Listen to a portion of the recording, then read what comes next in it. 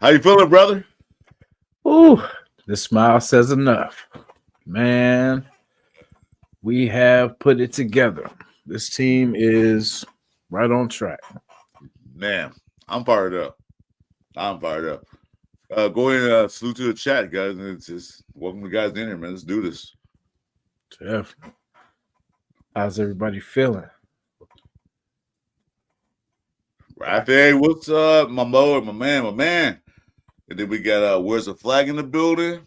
Well, flag salute, brother. And my main, Robert Pena. Yes, sir. What's Salute up? to everybody. To all the Warrior fans out there, the chef, Uh, chef did it again. You know, what I'm saying? I'm turning my back on that. I think the chef was playing the little rope a dope because like there was times where he looked hella tired, right? But in that fourth quarter, they got it, but we got some good help around. You know what I'm saying? With Kaminga stepping up. Wait, I wait, mean, wait, wait, wait, wait. This is not a Warrior show. It's a radio show. Get out. oh my bad. Yeah. But what I'm saying. But throwing No, some that's love. good. Good luck to you guys, man. I'm a Laker fan, so my team don't look like they want to win a championship. So we'll see what's up with next tomorrow, tonight, or the day when they play. Frank Weber, what's up, brother? Yeah. But they got what's the name? Hey Reeves and Luka Don, a broken down LeBron, the Man, real leave me big. alone. Leave me alone. We're gonna start on happy note. Let's talk about the That's right. Raiders. That's right. My bad. My bad. It's, it's too, Yeah. it's too early for that. Yay. Nah, but definitely What's good luck. up? You guys play today though too, right? Yeah, sometime I don't know. Oh yeah, I'm gonna watch that. My daughter is a Laker fan, so I can't be too bad on them. That means you raised it. That means you raised her right. Yeah, Jack Kiddo, what's up? she's a Raider Laker. Is a Raider Laker, so Good, you raised her right, so she knows. Pigs, what's up, my brother? Welcome to the show, my man. Hey, Pigs, do me a favor, watch the chat for me because that guy, I think he almost stuck in our chat last night. You wasn't there, so my moderators watch my chat for me because that guy's trying to get in. Anyway, it interrupted. There's the guy Jeff. Jeff, I don't know if you've seen Harlem Nights with Thelma. What's her name in there? Vera Della Reese. Reese. Yeah. She said she got at the police station when he got arrested. She walked out of the station. She told Sugar, "Kiss my entire ass." Yeah, take all day to kiss that brother. Ooh, so how you feel about the draft and what we did? How do you feel? Man, I mean, you remember how we were talking about, I think I was at something told me 8 wins. I was just sticking. That was the number, before the draft. It was like eight wins. So I don't know if we're gonna make the playoffs, but eight. I see us getting more than definitely 4 wins. But now I feel good. Now I feel like if everybody, because we got healthy people this draft. I like that. We didn't get people that were injured and have upside. They stayed away from all that and got someone that could play now. Oh, and I like the caliber, I like what they did because they didn't, like I keep saying, they didn't pick. There's only one pick. It was a shiny toy, but that was the obvious pick they're gonna make. If you saw reaction means reaction, I wanted them to trade down. But it's like, you know what? We didn't run it back anyway. We didn't run it back. And not only was a running back, but it's a BPA too. Mm-hmm. So Pete Carroll likes his tough running backs. He likes his guys that do that hard to tackle, the a la beast mode. So I wasn't happy, but then I also realized, you know what? Okay. What running backs do we have that can do that? It sure ain't Zamir White. McCormick, he's been on the team for 4 years in the practice squad, gets in there, his opportunity, and what happened? Gets hurt. Lobby didn't get a fair shot at it. He fumbled that time, and they took him out, and that felt sorry for the kid because basically that has shattered his confidence. Everybody fumbles. Everybody make mistakes. Some people fumble more than others. Everybody make mistakes. It happens. But to take him out, like you ain't playing no more because you fumbled. That just shattered his confidence. So we'll see going forward this year, see what they do with him. But I don't know because the guys they drafted, he better to fight. Yeah, and the competition. Oh, I like the competition. And everything that we said, like every that if I go ahead. You must say, hey Jeff, after the show, man, stay on there because I'm gonna play with you on Warships. So stay on the show. Anyway, go ahead. Nice. Also, you found the game, huh? The Warships, huh? I'm addicted to that Warship like I'm addicted to Farmer Simulator 22. Oh, okay. I heard. Let me see. He said we had high value on Genty, and Dallas would have not coughed up enough. I'm sure they made a phone call, but I don't think they said, not worth it. AR, you know it's funny. I was playing Madden earlier. Hey, AR, so brother. And the dude I was playing, you know, he was a Panthers fan, and we were talking about the draft and whatever. And then when I told him, you know, I was a Raider fan, he was like, oh, that's crazy. He said, you wouldn't believe who my cousin was. And then it was Zamir White. It was hella funny, bro. Like he was like that dude, man. We keep telling him, keep focusing on his craft, man. Like, why is he always out here? Like, there's nothing for him out here. You know what I'm saying? So it was just hella funny. But I told him, man, like, hey, you know, let your cousin know. Raider Nation Jasin podcast. Definitely come on. And then we see we could talk some sense to him.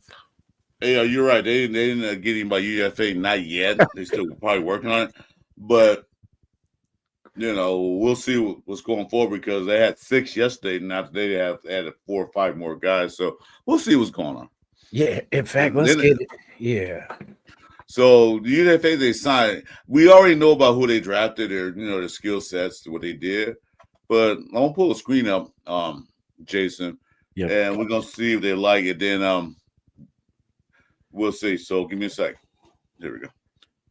Guys, I've been smiling since the draft. This has been, you know, a beautiful thing. Let me know. Pull it up on screen. Let me know if you can see it or not. I'll make it bigger. I'll make it bigger. Okay, for sure. Oh yeah. There we go. Now, so that's UDFA guys track. What gets me is that they drafted a quarterback later rounds. Then they signed a guy from UNLV and he was pretty good. I remember seeing him. He was pretty good. He got the ball to that wide receiver White on target. So they got him. Let me go look at his stats, guys. Give me a second. But so they got another quarterback. So unlike the Raiders of the old, they didn't go after quarterbacks. Gruden didn't even draft one, didn't even look at him. Connor Cook. That was it. They didn't do anything. But this year is a little different. This year they go out to playmakers. They go out to guys that can make plays. Mm-hmm. And they're not messing with his confidence, with Geno's confidence. Like they're letting him be the guy, and that he doesn't have to look over his shoulder. You know what I'm saying? So like it's kind of good. They're just like, hey, do your thing. You know, just show them what you could do. And then next year, if say this year, you know, doesn't work out, I'm pretty sure that's when they'll be aggressive for the, you know, quarterback position. But that means they have faith in the guy. But they got a good teacher because when people realize, I don't know if people notice or not, but when I'm gonna say it's a miracle. But when Geno was in Seattle and Russ Wilson was a starter and they brought Geno in as a backup, Deion Smith was sitting there getting Russell Wilson ready, cheering him up, telling him how to do this, when to do this, and where to do this. So he was coaching Geno on the sideline. No, I realized that. I didn't know. I didn't know myself till I found out later. That he was sitting there helping Russell Wilson be a better quarterback. So he can do the same thing with his kids. He got in there. He's gonna help. Don't count him. He's gonna help the guy they got from North Dakota State. He's gonna help out the guy they picked from. Okay, let me see if I butcher his name right quick. Haji Malik Cardier Williams. If I did butcher Mr. Williams, If you're on the chat or you're in the chat, so you see me later, I apologize to you and your family. I got the Williams right. That's common. But the first part, I'm sorry. But anyway, so this guy is 6 feet tall, 205 pounds. His career stats, he threw last year he did. I don't think he played though. They don't show him play. 2024, he did 19 touchdowns and 5 interceptions. Good ratio. Yeah. Threw for let's see how many yards. He threw for 19 yards, so 1,900 yards. So he didn't really have a good yardage, but the ratio of touchdowns to interception ones that get me. He had a passer rating of let's see, what's the passer rating? Do they show it here? No, they don't show it on the screen I'm looking at. But anywho, he's a UDFA, so let's see if we compete. Yeah. Just some bodies. Yeah. Get bodies, compete. Mm-hmm. So now we got another quarterback to compete with. Carter Bradley. Mm-hmm. What's the kid name from? We just drafted. Sorry, guys. Cam Miller. Cam Miller.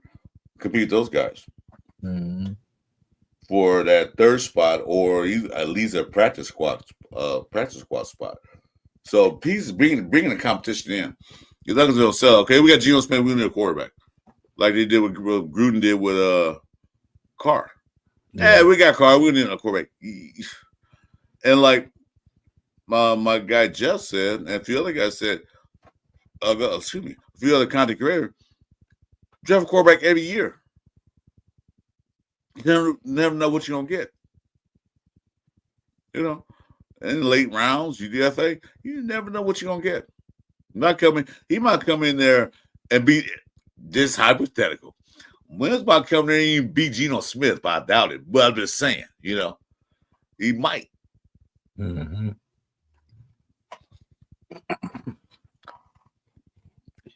Yeah. So we saw another tight end.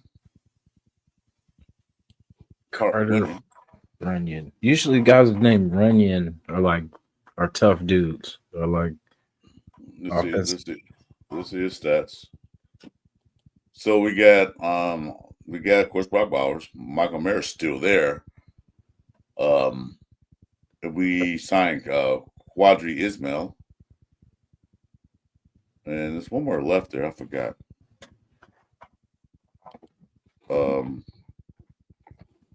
We have 4 tight ends, right? On the Raiders roster. We just signed that new guy too. Quadri Ismail. Mr. Zadir. Yeah, with Ismail. Ismail's which comes his son, his grandson. Yeah, it's related to the Rocket Ismail. I don't know how we don't care, but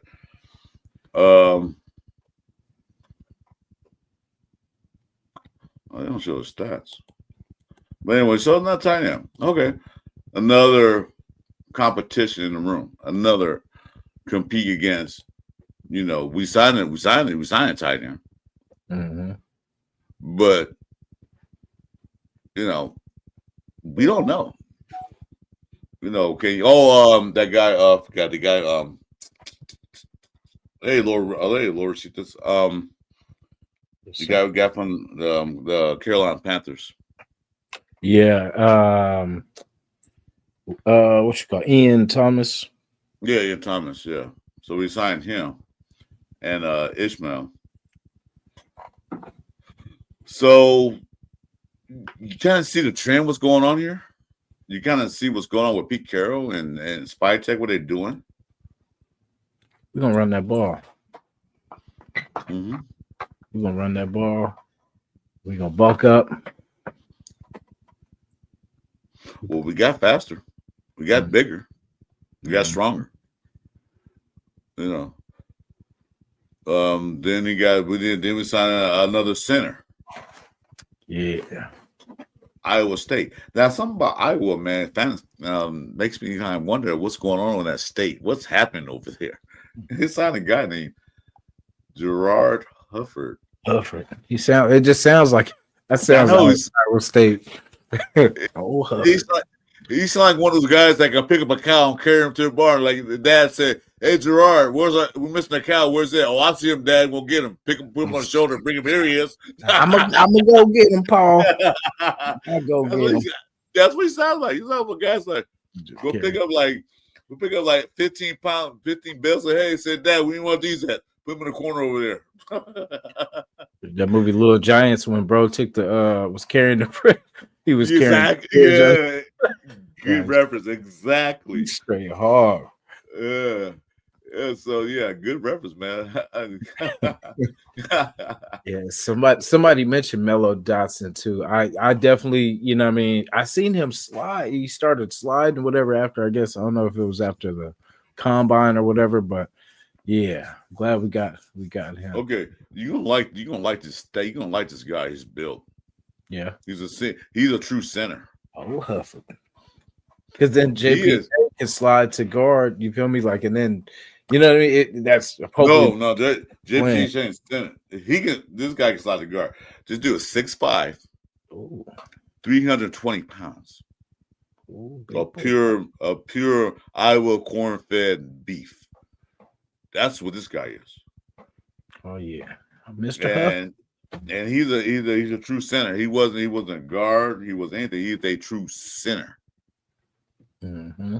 He probably has played guard in his career, but he's a true center. Yeah. So I don't know. I gotta watch highlights and tape. They just signed UDFAs. I gotta watch some tape and see how nasty he is. Because one thing we need is nastiness. Oh yeah. We need that because we need that Wisniewski type of player on this team. That's what we need. Put him in the dirt. How's everybody rank the draft? I'll give it a B+. I can't give it an A yet because I got to see these guys play. And then when they play well, and we got one starter. If we can get 2 or 3 more starters out this draft, A+. Yeah, me too. I'm gonna say I'm gonna leave it room, right? I'm gonna say B. Like the top I liked, but there's some things at the bottom of the draft, but I mean nothing crazy because we still don't know yet. So, but yeah, I definitely give it a B, and we'll see how it plays off. That could change. It could be an A, and then we'll see if it's anything less than that. Let's say if we get 2 more stars out this draft, not counting, of course, Genty. He's starting day 1. If we get 2 more stars out this draft, it's definitely A+. Because I don't want to go. I don't want to say like the other regime. I'm tired of saying their stupid names. That we draft one player in the first round, and he can't even start. You know what I'm talking about, right? Oh, you Tyree Wilson. Wilson. And then Leatherwood got manhandled. Yeah, you know what? If you're gonna pick a first round pick, day 1 starter automatically. Genty is. Yeah. Last year, Brock Bowers is.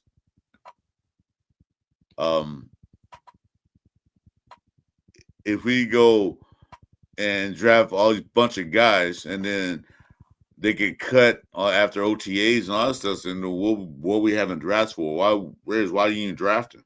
Don't even draft. Yeah. Yeah, I could easily like the first 2 days. What you said? Go ahead. No, go ahead.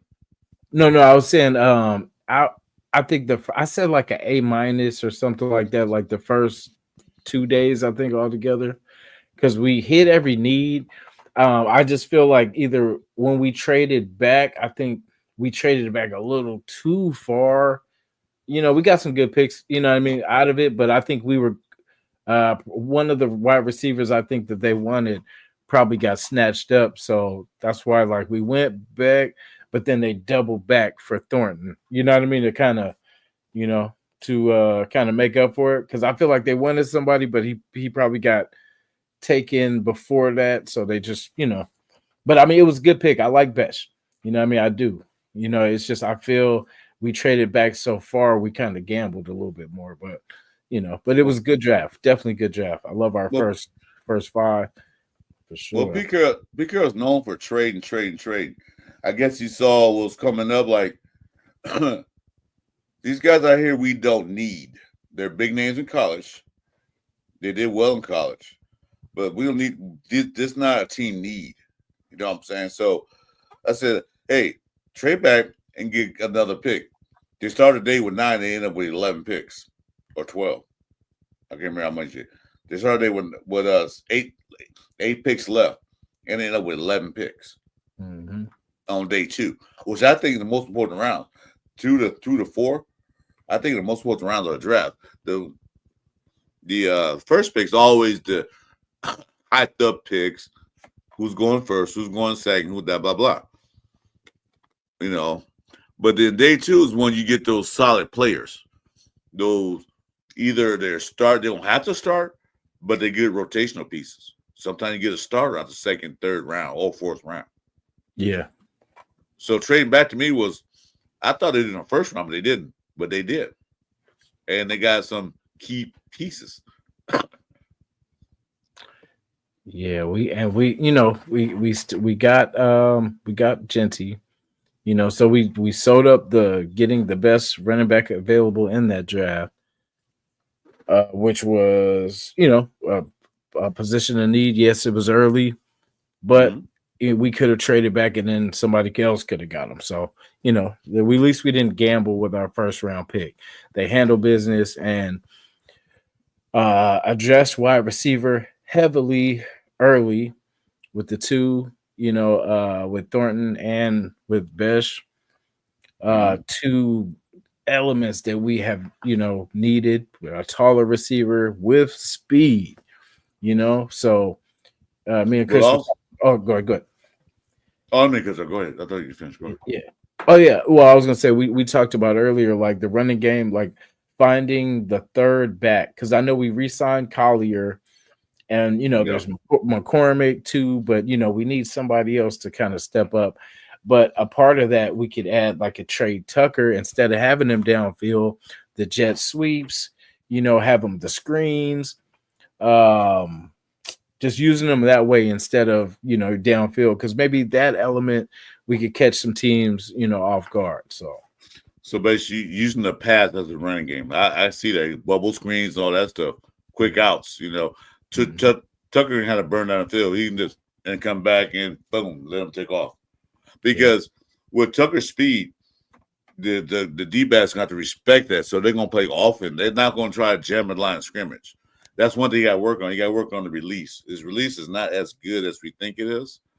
As I watch him, his release is kind of like, he relies on his speed too much. His footwork is not like, and then go like this, do that. I'm sure they're gonna work on that. But yeah, having faith to go out because they're gonna respect the speed. They're gonna back up. They're gonna 5-yard, 10-yard cushion and make sure you don't burn them.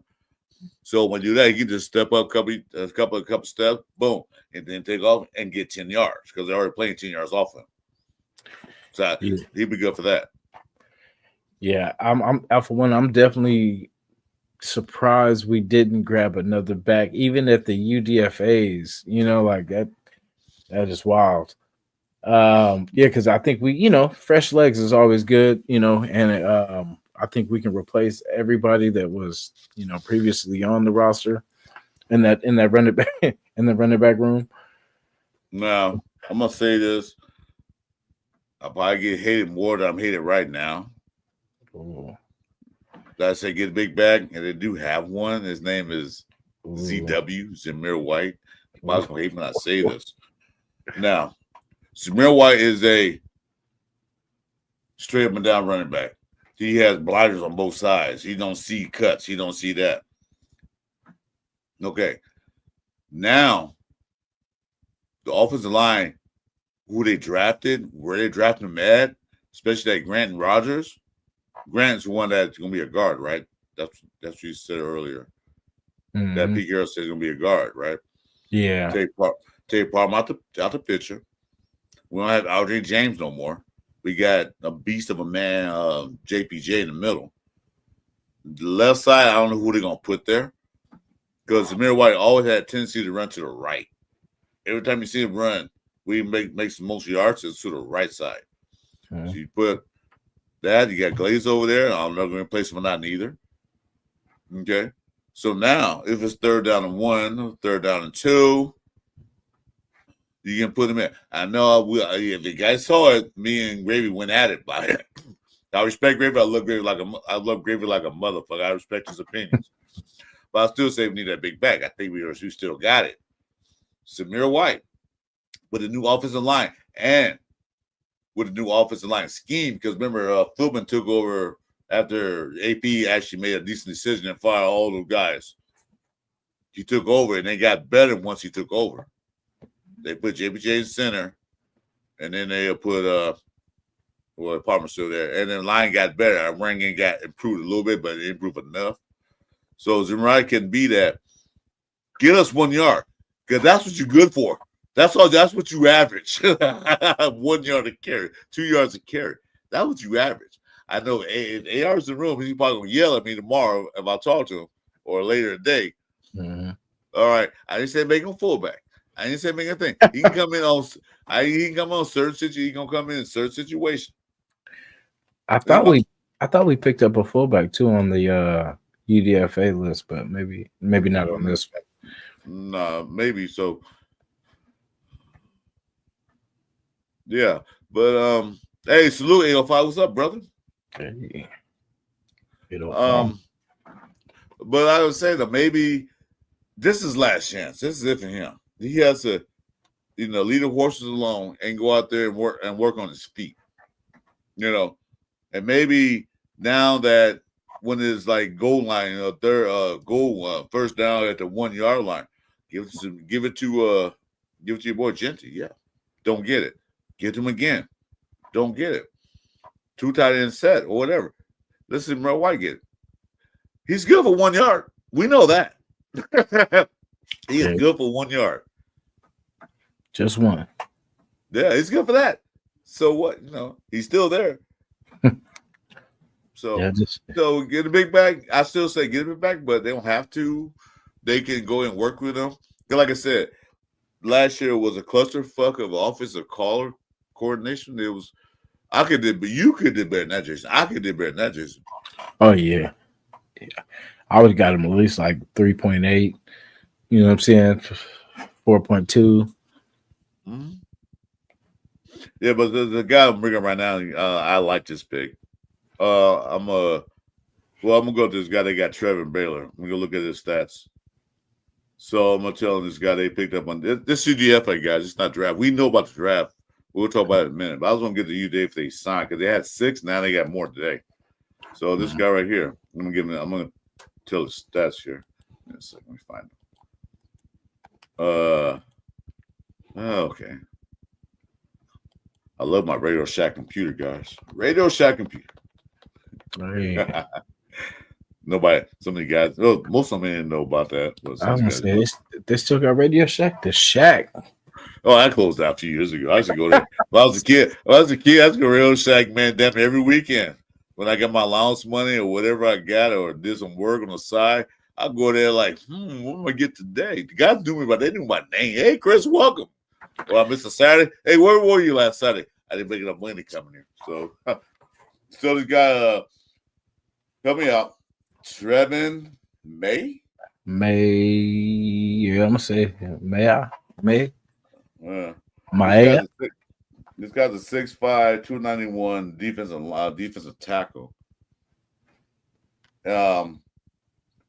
He has good speed. I looked him up late last night. Right after I got off for a minute, I was still kind of fuzzy from last night's show with Jeff.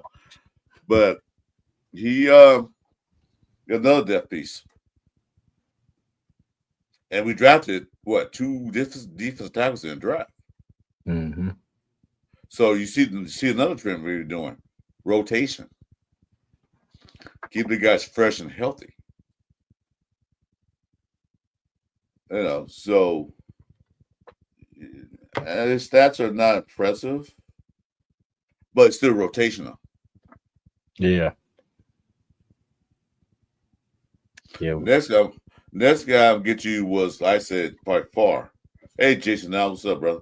Next guy I'm going to talk about is by far. Don't know why he didn't get drafted.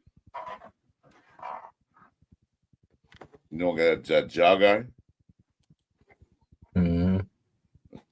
Ja Joyner. 6'5", 265 pounds, edge. You know how many sacks he had last year? How many? 14 and a half. We need all 14 and a half of those. But yeah, but the rotational piece, he can Max Crosby. He can go in there like, Max, come on, get out the game. Let the guy take over right now. Sit down for a couple of plays. Relax. Or Kuntz, same way. Rotational piece.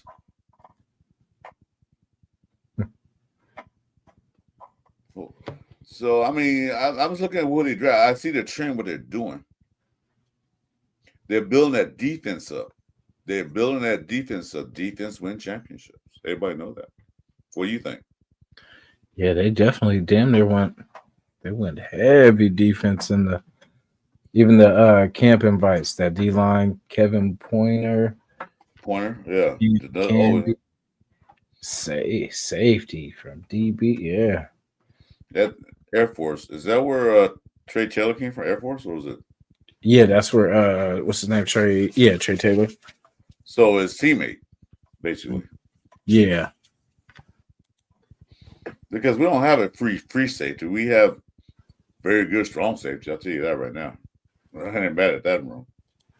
Yeah, is he? Hopefully he's a free. Unless they're trying to convert somebody in that room to free. Or we're forgetting about maybe because why you not working? Maybe because you look at be careful how them guys there. Really, Champ Castler and Thomas wasn't free safety. It was actually strong safeties in college and stuff. Yeah, Earl Thomas and what's called? They were college. They were strong safeties. Hey, Furpo, what's up? You on break? Welcome. Furpo. You know what Jason does? Keep mocking me. I'm coming to get you.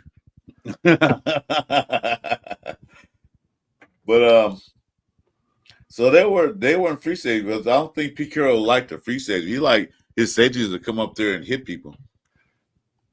Yeah, that's what I was thinking too. Was Isaiah Palomalo? They might have him go and play him more free. But do you see how that works, right? You got Chin. Yeah, you got Palomalo, and they can like go back and forth. Maybe Chin's out there out in the middle field playing free safety, and then Paulo's on the line in the box. Or you can put Chin in the box and put Palomalo on the field. So the defense don't know, well, who's running free? We don't know because they can switch up. They both can run to the line of scrimmage, and then one can back off, you know? Because Chin, I think Chin's a better cover safety than Paulo is. Chin can run big side to side. Tell them again. I'm not yelling. I'm just talking really loud, Jeff. Nice. Remember, my Barbie house echoes. My Barbie room echoes a lot, so I'm not yelling. Sound like it. Damn. Yeah. So you like that Porter guy, huh? He's a free safety from what school did he go to? Oh, Wake Forest. Let me see his stats. Taylor at free. Okay, another big kid, 6'1", 2. Wait a minute, that can't be right. Why they got other guy? What did you say is a safety, right? Which one? Joyner. No, he's a. Oh, he's D-line. Yeah, yeah. Golf. What? Yeah. Okay. I'm sorry. Yeah. Okay. Yeah. So he's 6'5", 265. Not bad. They have no stat info on the guy. Like I said, rotational. says for our safety. Our safeties, we got, they didn't sign just one, two. Hudson Clark and Camby Golf. That's funny. He says for our safety. We got safety. I'm not worried about the safety and D-backs because the defensive line is going to put so much pressure on the quarterbacks that they ain't got time. And that's how you get your picks. When the quarterback's in the backfield panicking and trying to get rid of the ball, he's going to throw it up. Then you got your picks. That's how you get picks. Reason why we got lacking interceptions last year, I'm not going to say Jack Jones' name today, but the reason why you got picks last year is because they had time because we only had Max Crosby rushing the passer. Wilkins wasn't only played 5 games. Butler did his job, what he can do, the best he could, what he had. So we really didn't get that much pressure on the quarterback besides Max Crosby. And, they were double teaming him, holding him. Everything can keep him away from the quarterback. So quarterback basically had time. He could run to the side and get out there or step up in the pocket because we're not much pressure in the middle. So he get the ball to the receiver a little better. Yeah. But if he got guys in his face constantly, they're going to try to get rid of that ball, get sacked. Mm-hmm. And that's when you throw the ball up carelessly without planning and setting. And then the DBs can feed. They can feast. Yeah. So, let's see this guy, Cam Goff. He played with Trey Taylor, right? Yeah.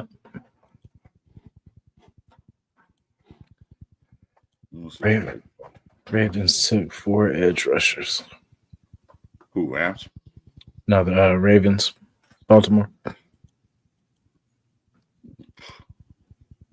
Yeah, everybody trying to build a defense because they saw what the Eagles did. Yeah, the Chiefs aren't on top of the mountain no more. Nah. Well, remember we almost beat their ass. That's some bad calls at the end, but shit, our defense. Well, we got 5 sacks on that game. Mm-hmm. That's why they got that tackle they drafted. Yeah, we're on to him. We're on to his shenanigans. Mm-hmm. Keep him in the pocket, keep him running out, and hit his ass multiple times. Yeah. Get him, hurt him. Okay, they signed another big kid, 6'1", that golf, 6'1", 215 pounds. So I'm seeing what they're doing. They're trying to build Legion of Doom 2.0. They don't call it that, I hope, but yeah, 2.0. So let's see what they're doing. And I like it. Raider. Even on the free agency, you had DFAs that really caught your attention? That really like, For me, it's really what's not there. For me, it's the running back position. Like, I just wanted some fresh legs, but maybe they feel we have enough, or they're waiting for something to shake out somewhere else. Probably. Yeah, they could. Because, teams draft guys and they cut them, and maybe they're waiting to see what they get on the waiver wire. Mm-hmm. So I'm not. Our running back room is good now, but not the way I like it. Because they got Mosset and they got Genty. I still like to get one of those big backs. And somebody said in the chat the other day, not my chat, not our chat, but put Grant 1 or 2 as a fullback. I'm like, okay. So all right, fine. But I don't know. Mm-hmm. I don't know. We might not need one. Like I said, let's see if Zamir can improve his game. C-Dub. Behind C-Dub, yeah. Behind the this offensive line that we're about to build up. Behind the new offensive line scheme that Phillips going to employ. Behind the Chip Kelly offense. Let's see what he can do. Because White, Parham, Wilson, Tariq Wilson. Yeah. Yep, Tariq. Yeah, this is it for them. if they don't perform this year, if they don't come out doing anything, swing at the fence, bye. But Pico, they have no problem replacing you. Not at all. Alec, yeah.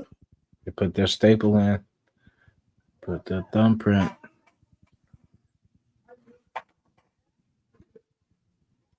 All right. So also UDFAs, they got 2 more cornerbacks. Humphreys from USC.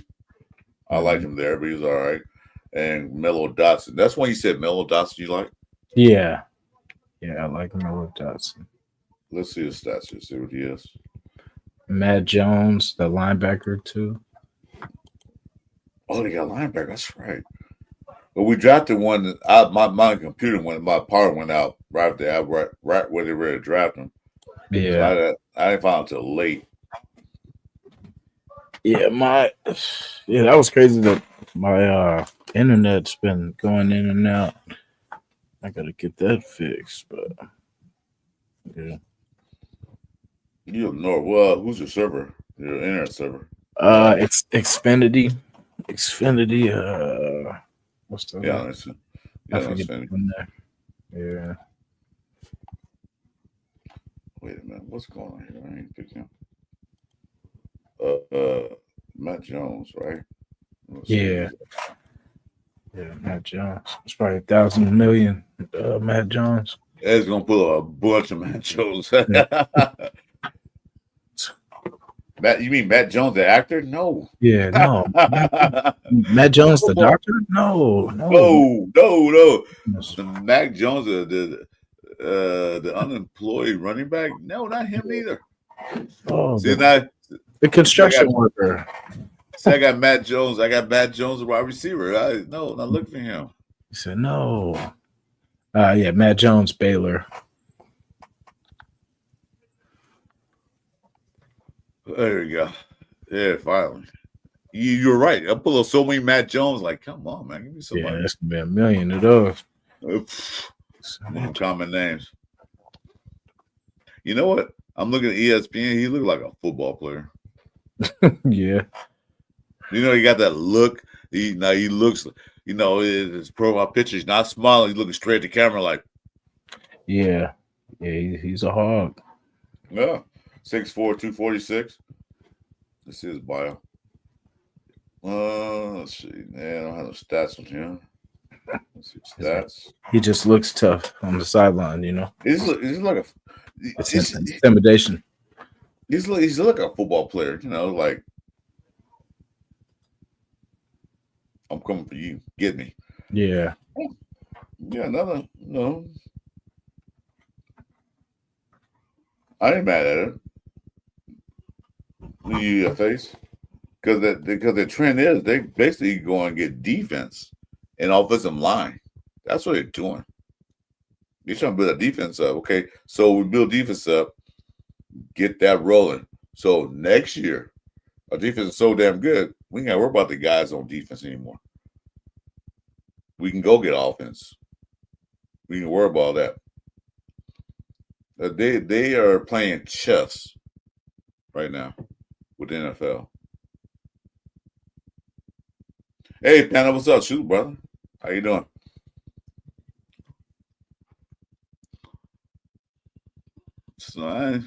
So you want to talk about the draft? Let's do it. I'm cool with that. You can take that down. This year their phase, like they did all right. We'll see in the OTAs coming up.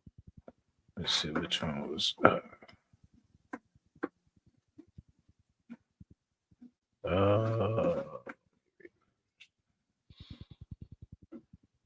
Okay, never mind. I'm watching UFO. The UFO's playing right now? Okay.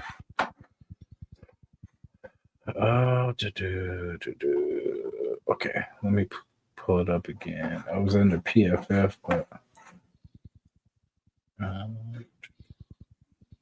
but Jason, now we're gonna do later. We're gonna do a mock cut. So we're gonna say who we cut on the mock. Yeah, I'm just gonna. You know what?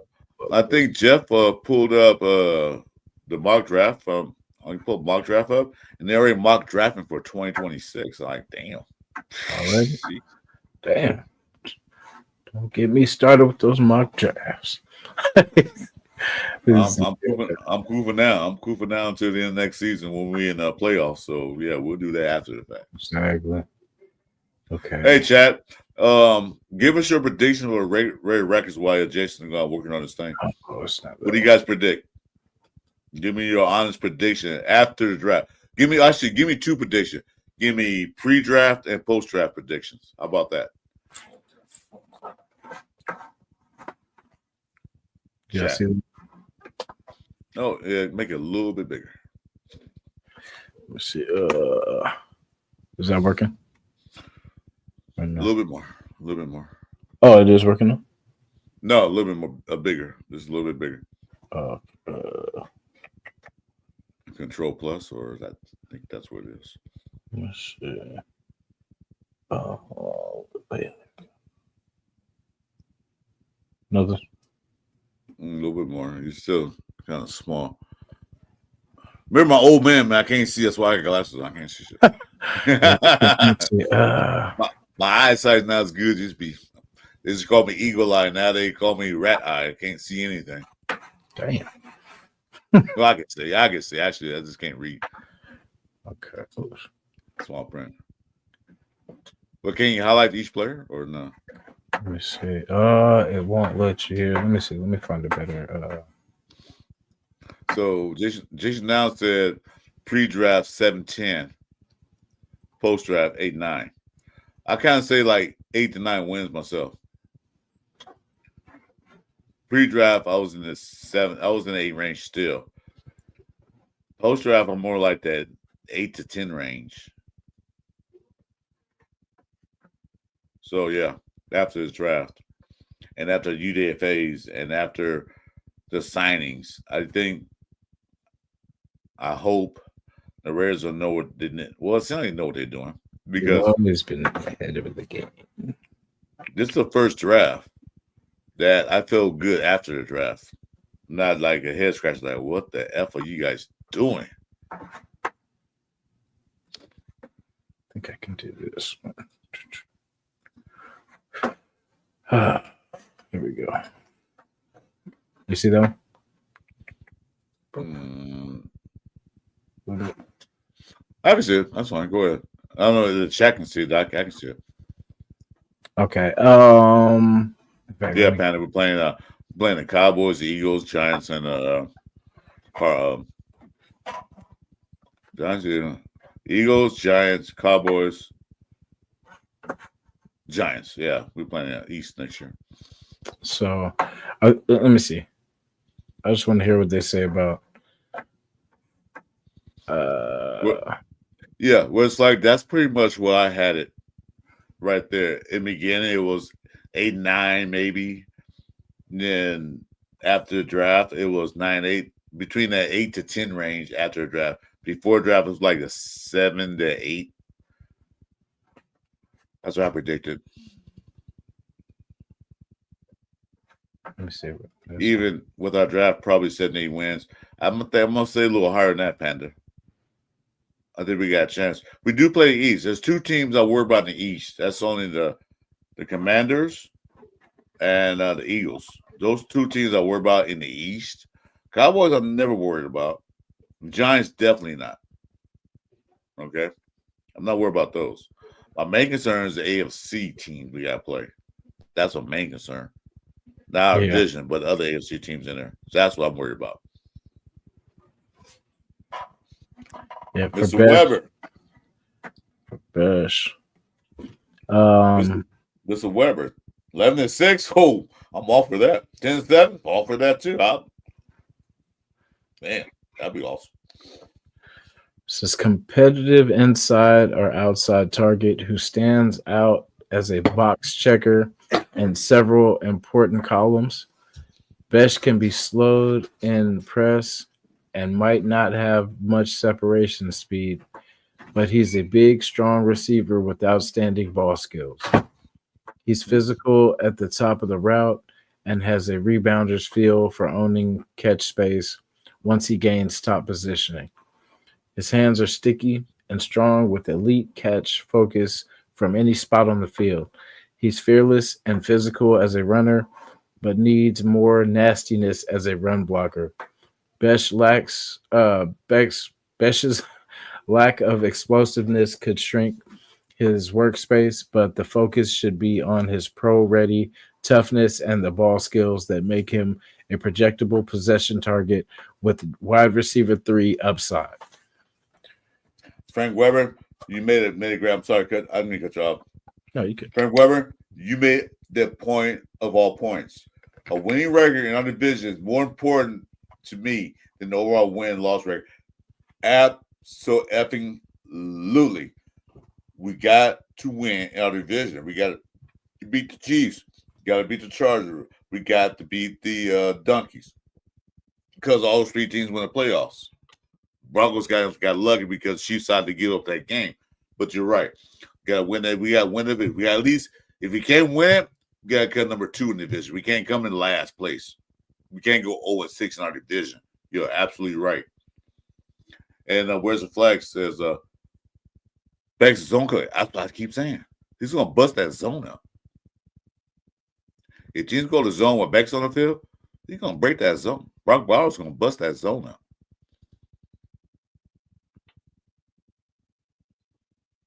You say anything? I can't hear you. Yeah.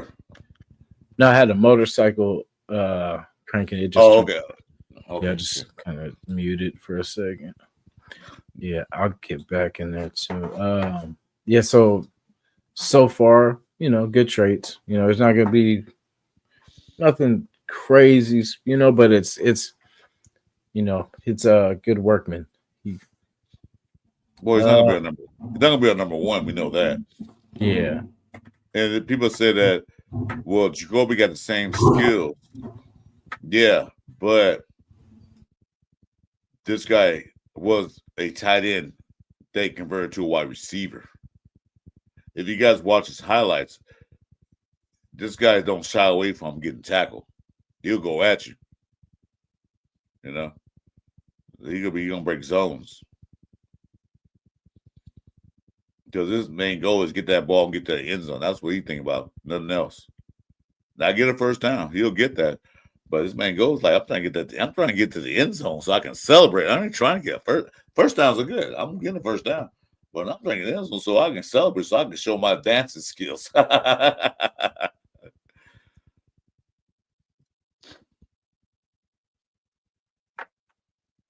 we go. I think it's a little.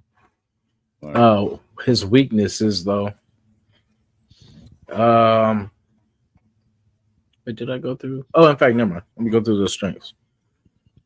Good size with above average play strength. Plays with good body control and toughness. Mm-hmm. His ball skills create a buzzy talking point for scouts. Pins defender and battles to maintain top position on possession routes. Exceptional ball tracking with razor sharp catch focus downfield. Mm-hmm. Keeps defender out of his frame and catches late with sudden hands. Uses strength to break tackles and roll up additional yardage. That's what I'm talking about. Yeah. He's gonna be if he go against a smaller DB, they're gonna have nightmares with this guy because he's gonna box him out and catch the ball. Mm-hmm. And going to zone coverage. Remember how Renfro played when Carr was there when he had him 1,000 yards that year? Mm-hmm. Renfro played more like street football. He played in street football. Go to the Chevy, then cut right to that Charger over there, then come back to the Ford. Yeah, that's the way Renfro played. This guy to me seemed like one of those guys. He's gonna find a hole in the zone coverage and get that. But then if you put a smaller DB on him, cornerback, he's just gonna eat him a lot. Because I remember like I said, he was a tight end in high school. I think high school and first part of his career. I'm not exactly sure he played tight end in college, but in high school he was a tight end. He was a man amongst boys then. But they made him receiver when he got to college, I guess. So he knows those tactics. He knows how to box out, how to, like in basketball, you box out to get a rebound. That's what he is. Yeah, so you'll be the. Yeah, I want to say he may have been tight end at LSU, but don't quote me yet. But I'm not exactly sure, but I know he was a tight end in high school. Mm. He was a man amongst boys. Yeah, so him with Brock and Myers, that's a good look. Well, people say we have Myers. And Myers kind of get up there in age. He's not like it used to be. I wish we got him early in his career. He's still productive. He had the least drop rate in the NFL last year with 1,000 yards. And I'm glad the Raiders gave him 1,000 yards because he never had it before. Mm-hmm. It's still going to be very important to the team. But you see, you got Becker. He can learn from Jacoby Myers. He can learn. And so that's one guy got him. Because, Jacoby had 1 year left on his contract. He was getting older. He was a New England pick. So he might decide, I'm going to go back to New England to retire, but it may not. He may stay here. They might get another contract. But we can't depend on that. Because the big mistakes the GMs made back in the past is that they let players walk. No. This is a good player. Why you ain't signing him? We can mention names, but we'd be all night doing that. All day. But they know, okay, we know what you want to do. We can't pay that much. We're sorry. We want you to stay. But if you want to go somewhere else to end your career, good luck to you. Yeah. But we ain't worried about it because you got somebody to take your place. That's what the Raiders did. They let people walk. They had nobody to take their place. Job Jacobs, Samir White. Yeah, 1 good game. Okay, you let Jacobs walk. Who's the replacement? Samir White. He had 1 good game. So no. We're not. I'm thinking we're gonna do that again. So yeah, I like Big. Hey, go to Thornton. That's the one I like. Over Thornton. Yeah.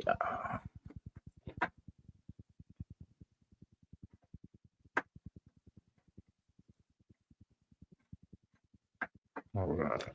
I agree, Jason Downs. I don't be in that 25-32 range we drafted next year. I won't be in the top 10. Now, I won't be in the 25-32 range. That means we won some games or in the playoffs. I agree. All right, for Deontay Thornton, long linear target. Go to his height and his weight stuff first. I'm sorry. Okay. I mean, we all know, but just go ahead and get a whole bio.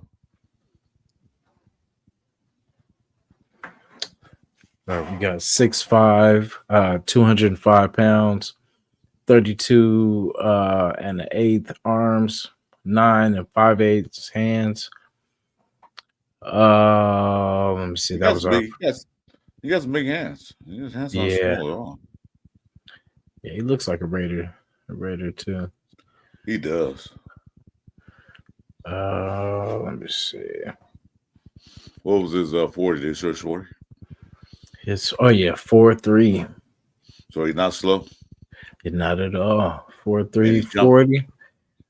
Yeah, vertical. 10.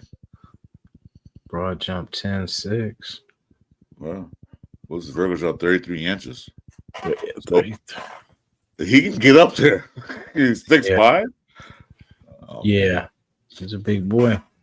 No, that's what we needed. Needed a big boy down there, stretch the field. It's all good. I'm sorry, go to something. I mean to stop you mid. So go to the strengths. What do you got? Tell me, what do you got? All right. So his overview is a long linear target whose primary function is to take the top off the defenses. Thornton can play through early contact and works past tight man coverage. He's talented at stacking cornerbacks and tracking the ball when he finds top positioning. He can strike over the top or with routes, allowing him to catch on the move. His route tree is limited.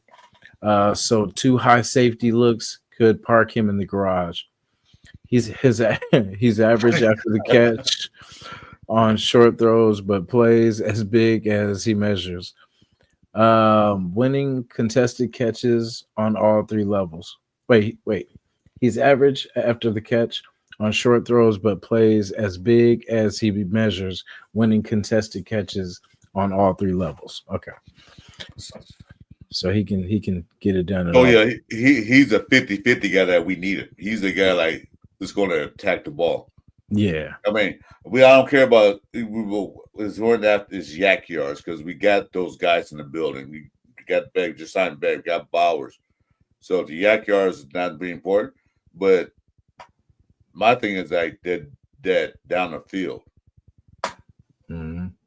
in 6'5", and the safety's got to watch him. Yeah, And that frees up Bowers, Myers, Beck, whoever you put in there, the other guys. That frees them up. Or what that she does, you take them downfield. You know what's happening? That safety can't be in the box no more to watch Genty. mm-hmm. Mm-hmm. Because once you get past that second level, ain't no safety there because he's down there watching this kid. And Genty running for a 60-yard touchdown run. You know. Because you hit it right on the head. That's what it's about. Yeah. I mean, I'm not saying this guy going to be a 1,000-yard receiver. Hey, maybe if it's good, great. But he's going to be a receiver like he's going to. We can't watch Bowers no more because we got to watch this guy. We can't come up to the line of scrimmage because we got to watch this guy. You know what I mean? So instead of, because you know what happened last few years? What did defense do? We couldn't throw the damn ball. We had no receivers. So they do. Put 8, 9 men in the box. Mm-hmm. Can't do it. They can't do it now. Because you got this guy. You got Myra Beck on that side. You got Bowers right here. Then you got this guy on the other side. You can't bring 8 men up no more because we don't know who they're going to, especially with Chip Kelly, where he runs offense. I can't wait to see that. Yeah. Let me see. So for his strengths, explosive vertically with a career average of 21.9 yards. Wait, back up. 20. What? Yeah, what? Explosive vertically with a career average of 21.9 yards per catch. I heard you say that, but what? Yeah. Who on our team averaged that many yards a catch? Shoot, I don't think nobody or average not or 1.9 yards. Nah, yeah, I'm trying to think who. Well, I guess Trey. I would love to see what his average was. But play strength and hand fighting pull him past physical corners. So that's actually good. He doesn't get jammed. Well, he's a big receiver, so he's not going to get jammed up. Hey, Jason, Jason Downs, you in chat, do me a favor. You're on your computer, man. Do me a favor. Look up the top yard average for receiver on the Raiders, if you can, if you don't mind. Or where's the flag? One of you guys do me a favor. Because I got other stuff on my screen. I can't pull up. My computer's going to crash. But, yeah. 21? Yeah. I'll take 15 compared to what we had last year. Yeah. Hopefully it could be like a bigger version of what Ruggs was getting ready to do before he, had the tragedy. You don't remind me. I wish they signed free agent. That guy Hollins we had a couple of years ago. Mm-hmm. Mac Hollins. That's what you remind me of. That we need. Cause I wish we were signing free agency, but that big receiver down the field that bet the catch. Yeah. Get 20, 30 yards. And then what was it? 6'4", 6'5". Oh, 6'5". So I got that scratched up. Remember we were talking about Williams, Savion Williams, T-Mac. Who's the other big one? Oh yeah, Jaden Higgins. We got our big receiver and the fastest. So take that NFL. Yeah, well, shots. I had a great time last night. It was funny, man. We got to do that again. That was hilarious. Go watch that show. You get a chance to watch me and Jeff show last night. It was hilarious. But yeah, I had a great time. Thank you. I'm going to cut you off. But yeah, I had a great time. Guys, we got to do that again. That was so good. So funny. That's what we needed. And that's what I was saying. I'm going to cut you off on you. We're going to keep this up. But that's what I was saying. Last night's show was so fun because the Raider Nation, nobody was pissed off after the draft like we've been the past few years. Everybody was like, happy. Everybody's like, They felt good. Everybody felt good last night. Eh, I I feel good. Did you feel good after the draft, Oh yeah, I feel Jason? good. Like I'm ready for the season right now. You know, Yeah. I'm ready to go. Because like I said, we're already set. We got our quarterback in place. We got a vet. You know, we don't have to worry about the rookie. You know, the rookie stuff. And you know what I Yes. mean? We can So let him do his thing. my boy, where's the flag? Put the stats up. So the average yards, the highest was Jacob Myers at 11 yards per catch for Cole. So and you talking about 21. That's 10 more yards. So that's going to increase now. What? Oh, yeah, that's going to increase. So 11 yards, not bad, but now it's going to increase. 21. I like the sound of that.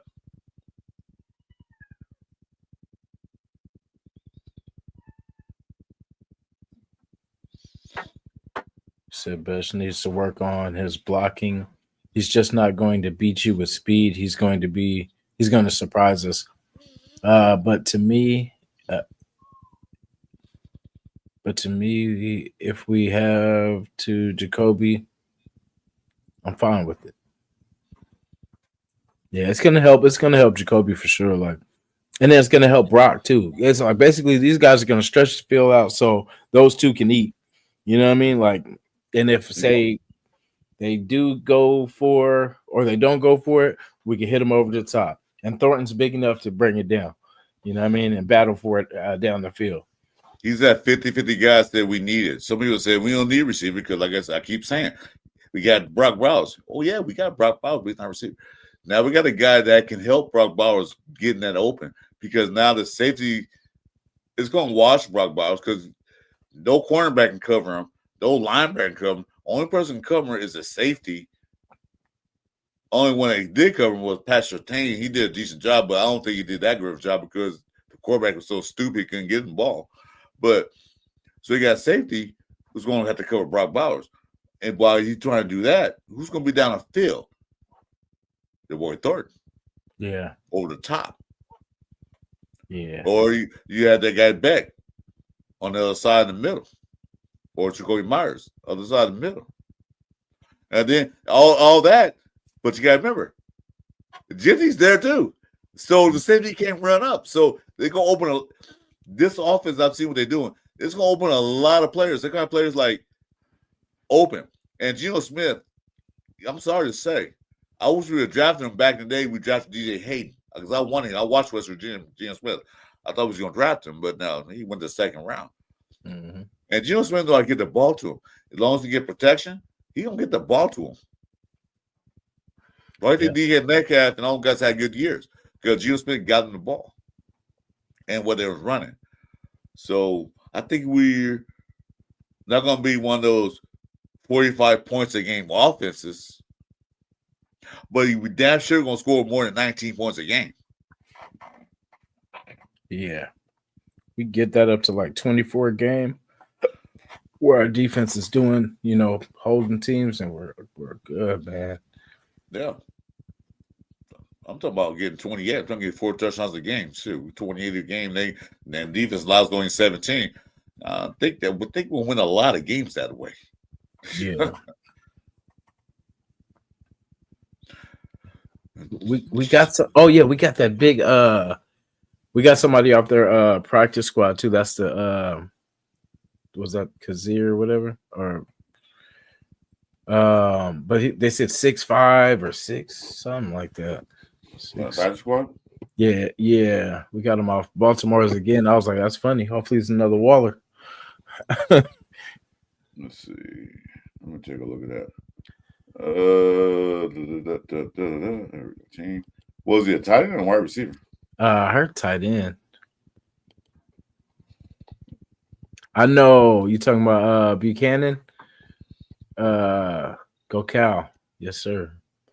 So we got Brock Bowers, Ramir Ishmael, Mike Mayers, Justin Short. Oh, Ian Thomas. They cut Short now. He's still there. Yeah, I think it's the one you said. from who's the first name you said? Kadir, I think it's Ishmael or something like that. Oh, Quadri Ismail. Oh, yeah, that's right. He did come from Baltimore. Yeah, Mhm. 6'6", 232. Yeah, Kadir Osman. Yeah, that's right. We did sign him. we building a monster. Yeah, he's more of a receiving tight end. He's not a blocking tight end. He's a receiving tight end because he kind of frame is small for the block. But Mhm. yeah, that's all. I talked about earlier before we got on. That's what you call him, nephew or son. Rocket Ishmael's. He relates to Rocket Ishmael. Yeah, I don't know how, but yeah. his great grandson. No. Might be one of them guys like, hey, Rocket Ishmael. When it comes to Quadri, you are the father. Yeah. One The of those old Rocket. moments thing. The But yeah, baby. The baby rocket. Let me see. we got this side. We sound like the day before a couple days before the draft. Yeah. So Thornton, I think, is going to be, because I kept saying we need a big receiver down there. We need one. You want to, like I say, you don't have to catch 980 catches and 1,212 yards. Be nice. We don't have to. He has to Yeah. set up the offense. He has to get down there and keep the safeties and linebackers everybody honest, because we got a running back. And you know what? And next year, you know what's going to happen. Two things defense is going to do: stop Genty and blanket Bowers. Mm-hmm. Because they think that's the only threats we have, which basically it is on paper. The two threats, Genty and Bowers. Jacoby's not a threat, but he got to watch. So the two threats are those two guys. So defense is going to do everything it can to make sure those guys don't get off the ball, get big games. If he can get that safety to commit to the line of scrimmage, because I heard that Geno Smith the best play action quarterback in the league. I didn't know that. You know that? I did not know that. Yeah, I found out he was I think it was the second or third best play action quarterback in the league. Mm-hmm. You know the stats. So I'm like, what? So you imagine Gypsy back there, and then they bring in the safety. They bring up the safeties because they say, oh, it's 1st and 10. They're going to run. Bring up the safeties, get that 8-9 man box to drop Gypsy, because you're not going to take more than one guy to tackle that little guy. The guy Yeah. breaks tackles like crazy. So they bring him up. Geno Smith goes back. I'm play calling right in my head. Geno Smith steps, go back, fake handoff. Thornton runs down the field, open. No safety back, no safety help. The cornerbacks, I don't know. He beats a quarterback. Anybody under 6'2", he's going to beat him. Throw the ball up, touchdown Raiders. Yeah. Or Raiders. 20, 30-yard completion rate or something. 30 yards down the field.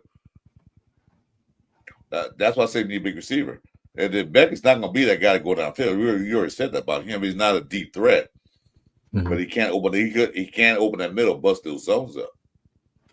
So there's a lot of things going to happen. Mervin Fernandez, I like Mervin Fernandez. Swerving Mervin Fernandez. Swerving Mervin. Yeah. Don't have to run certain route trees. It's his mere size that's going to do it.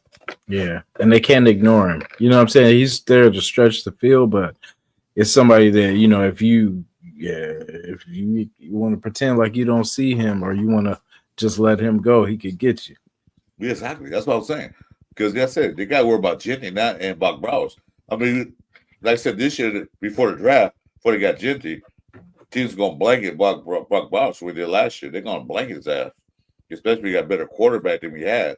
They're going to blanket him. But now they can't. Because they got to worry about Genty now. Running the ball on a play action or a draw. Yeah. So now we got Genty and we got blanket Bach Bowers. So we got to make sure we get those guys covered. Meanwhile, this guy's running down the field free like a gazelle running free. Yeah. And I like that they picked up a couple linemen too, just to mix in. You know what I'm saying? To find the remedy for this running game. You know what I mean? So that's not going to be a problem no more. We're going to run the ball. And we're going to run it well. So Gino doesn't even have to throw it that much. You know what I'm saying? Yeah. So that's why our offense, that's overkill for the offense. We're good as long as we can run this ball, because both of them can hit home runs from Mostert to Genty. So yeah, they're home run threats. They automatically, like, if they get that second, once you get that second level, man, you can say goodnight. Shifty. Yeah. But like I said, I know you guys, hate ZW, but I think this not his last year on the contract because he was drafted high. I think with a new offensive scheme, in offensive scheme in play, when we got some more beef up front. I forgot who said this. Somebody said in the chat, we got more beef up front, which we do. Genty tendencies to run to the right with that guard. Man, Grant or which one? Either one of them. I don't know. Was it Grant that he's going to say make a guard, or is it the other guy? I believe it was Grant. That's the tackle from what's it, Mary's or something? William Mary. Yeah, William. Mary. Yeah. I think so. He's gonna battle it out. He's gonna take Parham's spot, hopefully. Get some of that beef in there. You got JPJ right there. He runs to the right. I think they're gonna block better zone scheme. Zamir White getting 3 yards. If he can average 4 yards a carry, I'm fine with that. Because he's not gonna be an every down back again. He's gonna be a backup back. He's gonna be that guy to give Genty a rest. Because like I said, I was arguing with Gravy. Like I said, Gravy, you watching, if you're on, you see this. I love you, brother. But I was saying though, Genty had a lot of years in Boise State. Now he was a man amongst boys. Now he's playing. Now he's playing against grown ass men that hits harder or faster than he did Boise State. So he gonna need. I hate to see him get hurt. His rookie year. Genty not playing last 6 games of the season. No, I don't want to hear that. You know what? I want to play well. I want to get 15 on the yard rushing, 16 on the yard rushing, 400 yards pass receiving. I want to see that the whole 17 games. If we're blowing a team out, we're winning. We beating the Donkeys 34-7 in the fourth quarter. Take his ass out. We don't need him no more. 5 minutes, 11 o'clock. Halfway through the fourth quarter, we're 34-7. Our defense is so damn good. We need them to come back, take his ass out, give him some rest. That's where you bring in the other back, a big back, to where the defense out some more, control the clock. Why Genty's in there? Why? We already experienced that crap with Derek Carr when he was playing the Colts. That game we didn't have to win, but they kept him in there. And what happened? Breaks his leg. Go to playoffs with Connor Cook. That's what I'm scared of. I've seen it before. I don't want to see it again, especially this guy, Genty. Like, I know this is off topic, but me and Chris, we have the Sunday show. We've come up with a couple names for it, but definitely in the chat, because I was just curious to see what the chat would say. So, Chris, I don't know if you're ready for this, but I was going to ask the chat, man, like, what name should we come up with for our Sunday show? Sunday 10 a.m. show. We're going to continue the conversation, but, just throw some names out there. And then we go, if one sticks, we would definitely use it. You know what I'm saying? But I'm just curious to see what the chat would say. Okay. I couldn't think of a name. I had no idea. Yeah, because I want to make a little logo and all that. So, we'll get it. I don't want to copy anybody. I don't want to get close to anybody. Like Sunday morning chat. Well, that's simple. Yeah. I know how creative the chat could be. So that's why, I know this would be good. Ask Roshan, because he was last night. He was our company host last night. He was funny. Roshan, what do you think? Because you were great last night, man. We got to do it again. That was so good. Definitely. Yeah, I feel good. Like I had stopped on Jeff's for that reason. Shout to Jeff. But basically, I feel good. I feel good. I'm confident about the team. Like I feel, like entering in. I think that was or not last year. Maybe. Well, yeah, it could have been last year and the year before that. Just I felt like we still had holes at the end of the draft going into the season, and there were still questions. Now I feel like they hit it on the head. They attacked everything that we wanted them to address, and I just can't wait to see it on the field. Yeah. Like I said, Jason Downs, you didn't watch last night's show. It's 4 hours, almost 5 hours long. Dude, anybody watch me and Jeff last night, you gotta watch it. If you want to laugh, have some comedy. I think it was Roshad and my boy not Bueno. They were rolling me last night. They got me good last night. So go back and watch it. You gotta watch it too, man. I think that's one of me and Jeff's best shows. The last podcast. I think Jeff might agree because it was fun. Because we was on the show, it was an hour and a half. Nobody wanted people to jump in immediately. Nobody did, except for one guy. But he's at work, cool Kev.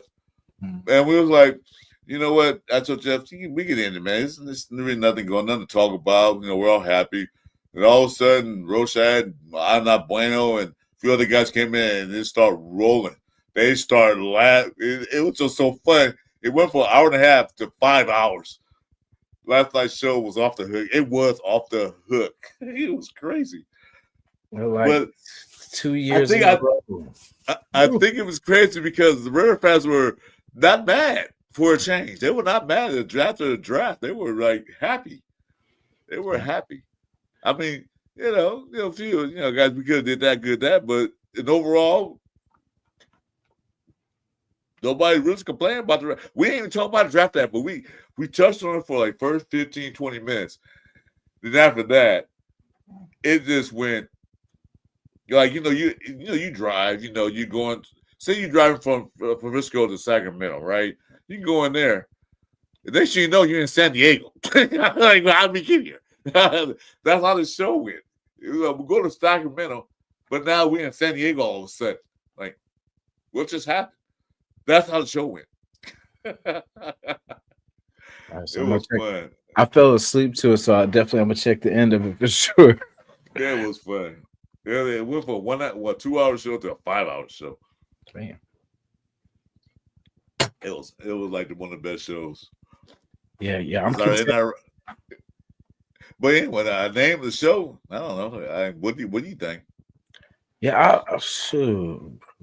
the Raider Dogs. You know what I'm saying? I forgot what was the one you said. I forgot the one. I said real chat, but that's kind of like blah. I put it on my thumbnail, but I don't know. Raider Real. The Raider Real. Nah. There was one I had a name the other day, but like the Raider Dogs. The Dogs, that's Cleveland. They get the Dogs. Yeah. I don't want Indians do shows that with Cleveland, especially they were forced to take their status. That was funny, but I don't want to talk about that right now. Hey, but you know what's funny is he has to be there with Dylan Gabriel, and then Dylan Gabriel's like, I got drafted before you. They said you was this and you was that. And well, you made a draft show. Jeff, and everybody said, wouldn't it be funny if Dylan Gabriel go before Cedric Sanders? And sure enough, he did. That's crazy. That's how I knew. Something. But that's another story for another show. I can't think of a name. I'm not that creative, Like how I said, I gave it a B. The whole overall, just for the simple. Jeff is my brother from another generation, brother. You got that? Yeah. I love Jeff, man. We had great times together. But damn, I don't. Oh, you know what? I got you a picture of my license plate, dude. I forgot to send to you last week on 420. Oh, nice. You know my license. Well, I tell you, you know my license plate is. my number. I got a handicap license plate, so you get 2 letters and 3 numbers in California. No, nice. Guess what it is? LV. Mm. Mm. Yeah, it has to do with last Sunday. Last Sunday. It has to do with last Sunday. Easter. Yeah. And what else? What else was last Sunday? Oh, nice. Easter 420. Yeah, my license plate. I call my car. I name my car Ironweed Nice. because FE 420. FE is the symbol for iron in a periodic chart. So it's FE 420. So I call it Ironweed. And Nice. I was seeing a picture of that. It's Ironweed. I'm like, oh, 420. That's my license plate number. But anyway. Appreciate it, Jeff. Thank you. See you in a bit. You can call it yeah, please take a shower, Jeff, because the wind's blowing this way so I can smell you. I appreciate that. And you know what? Rubber. I was just thinking that Weber got one good. OG 420. I don't think YouTube might like that, but they can't say, what are you talking about? You don't know what you're talking about. 420 could be his birthday, could be my birthday. You don't know. Or his kid's birthday and my kid's birthday, so shut up. Damn. But I don't partake anymore. I can't handle it. I'm weak. Yeah. But that's OG 420 sounds good. OG 420. I know. I like that too. Yeah, I do kind of. I don't partake, but whatever. I'm good with that. Well, we can like I was gonna say the cup, the early morning, the early we could do a mix of my partake and your partake. Let me see. You know what, Jeff? Go take a shower, man. Shut up. Get off my case, man. They got me last night. Now you getting me this morning, man. Give me a break. Everybody hates Chris. Get off my case. Oh my God, give me a second, man. I gotta get this dog in the house. For sure. Yeah, so we got let me see. So one of my, signings that draftings that I liked, 4.3 speed, 6'3", 195 pounds, 6-year senior. That's crazy. Let me see. His overview is 6-year senior with elite traits and special teams talent, but only 1 year of starting experience at cornerback. Porter's rep total is heavy on zone coverage, but he has the athleticism, burst, and speed to handle more man coverage. He has excellent zone awareness with the twitch and ball skills to expand his sphere of influence. He uses his length to shade downfield throws. But needs to get stronger to improve his press, his contest, and his tackling and run support. More schooling is needed as a pattern matcher, but his athletic profile and instant impact on the special teams should create more confidence in projecting Porter's continued ascension as a CB2 or cornerback 3. Elite combination of size, length, and speed. Possesses arm length that offensive tackles would covet. Most athletes with easy change of direction. Smooth athlete with easy change of direction and acceleration. Long speed with well-timed transition to phase deep routes.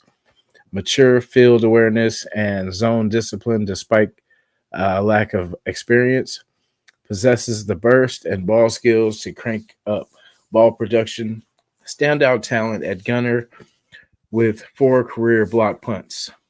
I got it. I just thought about it. Yeah. Okay, hear me out, guys. Okay. What are pirates known for? Pillaging and Yeah. raiding towns. The Sunday morning pillage show. Pillage. Pillage, pillage. That's what raiders do. That's what pirates do. They pillage towns. They rob, steal, rape. What do we call raiders? What are we? Pirates. What do pirates do? Pillage. Pillage. Sunday morning pillage show. The Sunday With morning. with the Raiders emblem right next to it, like in the broad middle. It's just something that came to my head. Okay. Sunday morning pillage show. And you put the Raider emblems right there. The name, our names and stuff. All right, things I think. Appreciate it, Frank Weber. Go ahead and partake for me. Let me I didn't mean to cut you out. It just came in my head thought when I went outside. Sunday morning pillage show. Nobody has that. Nope. SMPS. All right. Good. This a thought. Just go ahead and work with that. That's what I can think of. But anyway. Oh, I'm sorry. I mean, because I didn't want to lose that thought while you get this out right now. Go ahead. Sorry. No, you're all good. I'm gonna just run through his weaknesses and then we can close out for that one. Who we talking about, Damien? Mr. Porter. Yeah, okay. Mr. Porter. Yeah, so his weak so good things. They're saying he's has the potential, but definitely some stuff to work on, but good special team talent too. Mm-hmm. Made first start at quarter. Sorry, excuse me. People's weaknesses, they bore me. No, just kidding. No, I don't care how weak you are. What you got for me now? Yeah, because we're hoping we don't see these. We're hoping that these are worked on in camp, and by the time the season starts, these are not even a problem anymore. Well, who's our head coach? Pete Carroll. What did he do before that? Before he became a head coach? He was advisor. No, what did he do before that? Chad knows. What did he do before that? What was his main thing before he became a head coach and all that stuff? What did he do? Player. Yeah. So what did he do? He was a DB coach. Oh yeah. Yeah, he was a DB coach. He loved his DBs. That's why you think Legion Boom was like Legion Boom, because he knew how to coach DBs. And plus they got that guy there now. I forgot his name. The DB coach there. He's pretty good. So I'm not worried about this player's weaknesses, because if they were that weak, they would have drafted him or picked him up. There's something that they can coach him out of. Okay, you step to the right too much, step to the left more. They coach the little things out. Because that's one thing we didn't have. We didn't have coaches to coach out the players. Mm-hmm. That's why they suffer. Because I'm just gonna say the tangent right quick. That's why the running backs were so sorry, because the running back coach was Cadillac Williams, and they couldn't coach up the players we had. They didn't give them techniques. They didn't give them things they do. They didn't coach them up. Pete Carroll's DB coach. You think he's gonna draft a DB and let him be sorry for the next couple of years? No. He's gonna tell me, son, talk to you over here. I'm talking like Godfather, like Jason Joseph. Come on, let me talk to you. Let me talk to you right now. You step to the right too much, man. You move to the middle a little bit more. Maybe you do better. Huh? Capiche? Oh, you're out of here.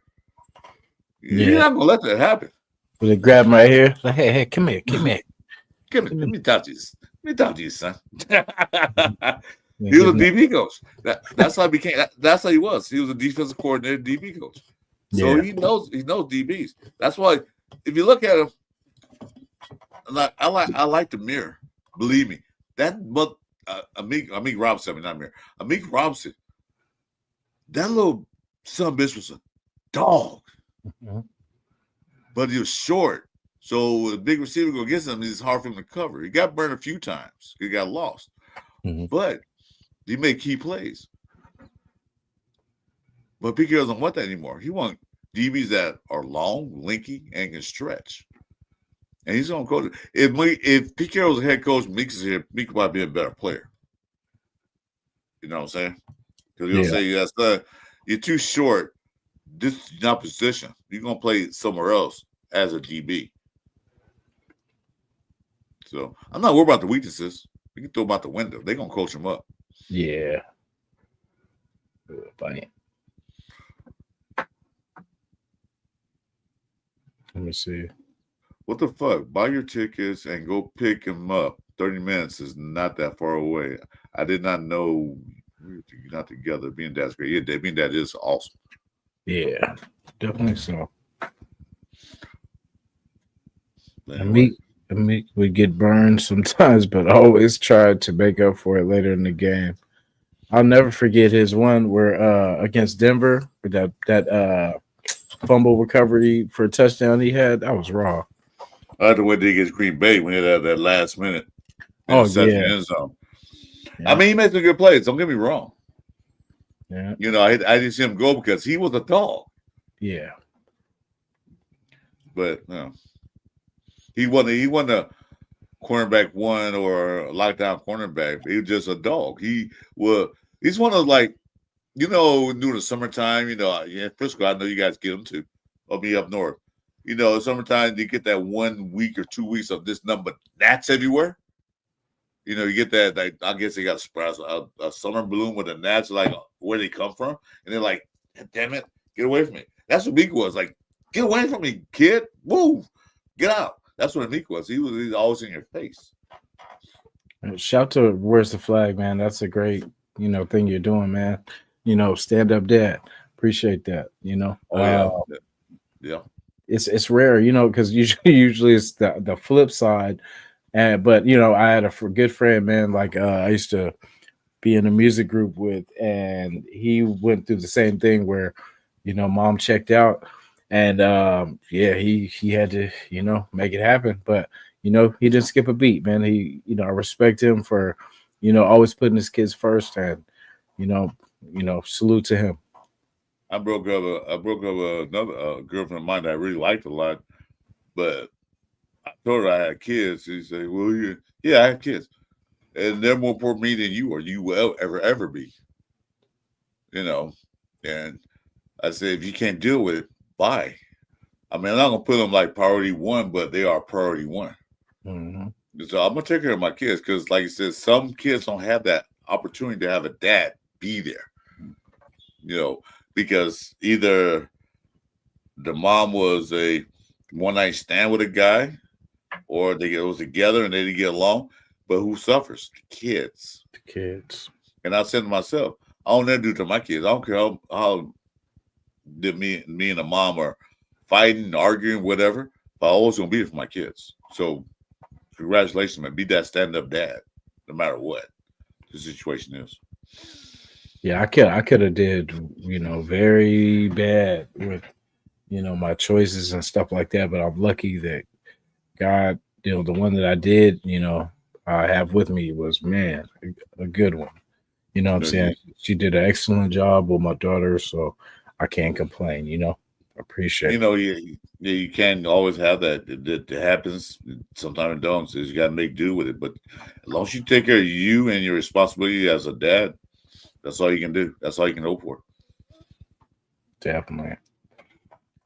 You said, yeah, I know it's hard. What makes it special? Yep. Just keep doing what you're doing. Yep. And she got just know she got all the uncles in the world with Raider Nation. You know what I'm saying? So, There he is. you're never alone. No, we are a family, dude. Whatever. If they come up, like I said, Jason started calling me, they have no problem. Always welcome to call me. Anybody. I mean, I'm gonna put my phone up for everybody in the chat, but on Instagram and all that stuff. Yeah, man, you want to talk? I'm all for it. I'm an experienced. 61 years old. I went through hell. I'm a grandfather. I went through hell back in the day. I know what it feels like. I was homeless. I had all kind of anything happen. I'm not gonna give my life story right now, but I can feel your pain. I can't tell you what to do. I can tell you what I did. That's all I can tell you to get out the rut. Now I live in a beautiful house. Got a beautiful wife. Got a beautiful daughter. Another adopted son. I call him my son because he is now. Um, I'm happy. But sometimes you got to fight for that. Always. So, Yeah, because there's always somebody want to take what you got or want what you got. You know, don't think that you deserve what you got. You know, all that. It's hard to get, but it's sure easy to lose it. Mm-hmm. Yeah, well, I don't know, but yeah, probably take care of that. What you can take care of, man. I'm all about dads, moms too. Don't get me wrong. Any ladies in here or any ladies listening behind the podcast, I appreciate the moms, single moms. You know, sometimes it's not a choice you can make. Sometimes it happens. You know, say you're a single dad, sometimes it happens. Sometimes you can't predict what's going to happen. You don't know. Life changes every day. But you got to deal with it, adapt to it, and try to make it better. Mm-hmm. So, anyway, enough of the family speech, man. You're going to give me teary-eyed. And I was going to say, that's how you know we had a good draft, man. We're talking about family life and, you know, getting back to basics and, you know, just yeah, we're not pissed off. We're not pissed off, frustrated. We're not. Like I said, last night's show was the epitome of that. Hey, easy, Alec. Thanks for dropping by. It was the epitome of that because last night's show was 15 minutes of rare talk, and then the rest of the show, the 45-minute show was Rashard's show. He ran the show for us.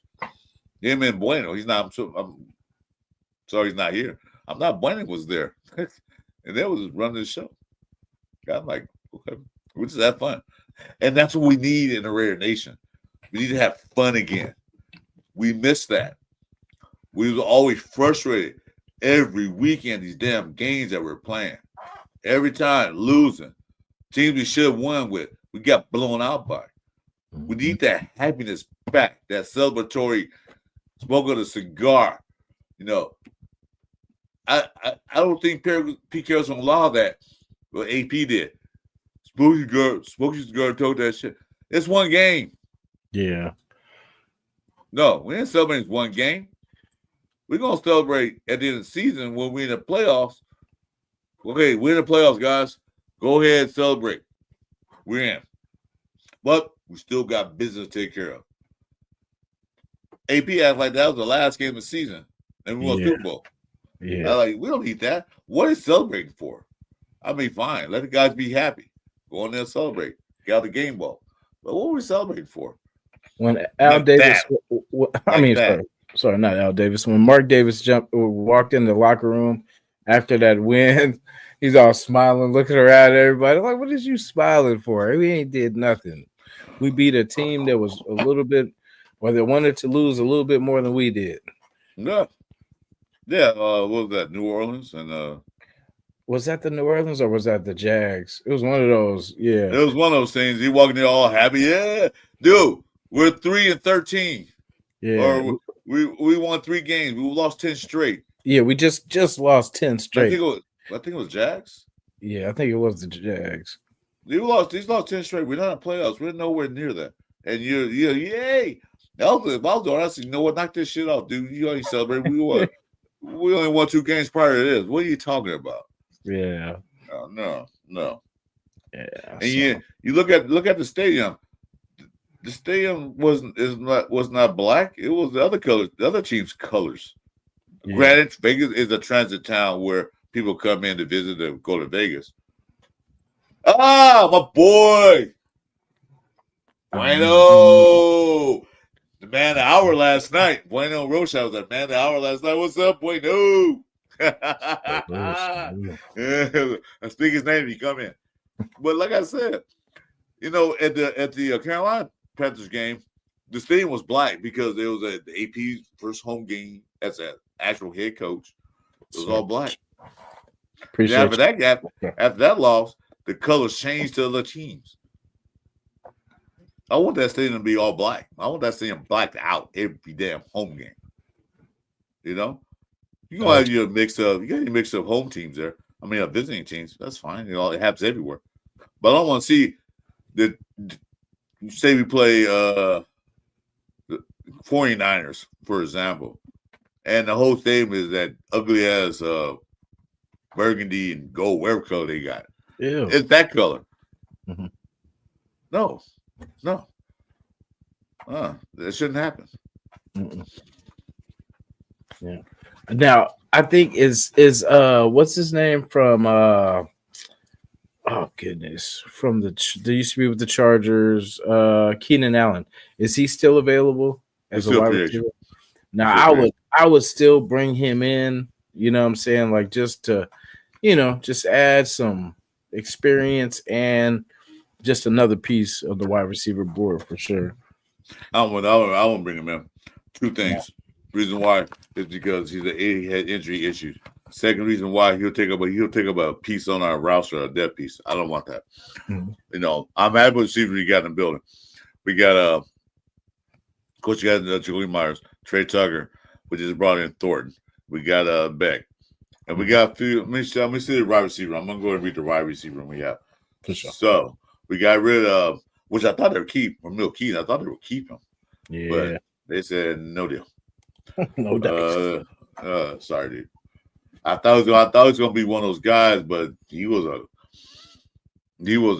pass dropper. Like, dude, catch the ball, man. Come on.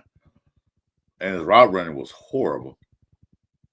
Okay, so got back, of course. We got a guy called Jeff Foreman, 6'1", 186. Must be a practice squad, dude. We got another guy, Cedric Johnson, 6'1". We still got McAllister, 5'10" guy, another speed guy. Myers, of course. Oh yeah, and remember we signed Kyle Phillips in the beginning of the draft. He played at UCLA with Chip Kelly, so he knows Chip Kelly's system. So he can teach the young guys how Chip Kelly runs offense. We got Dante Thornton that we just talked about, Trey Tucker, and we still got Christian Wilkerson there. He's still there too. So bringing him in,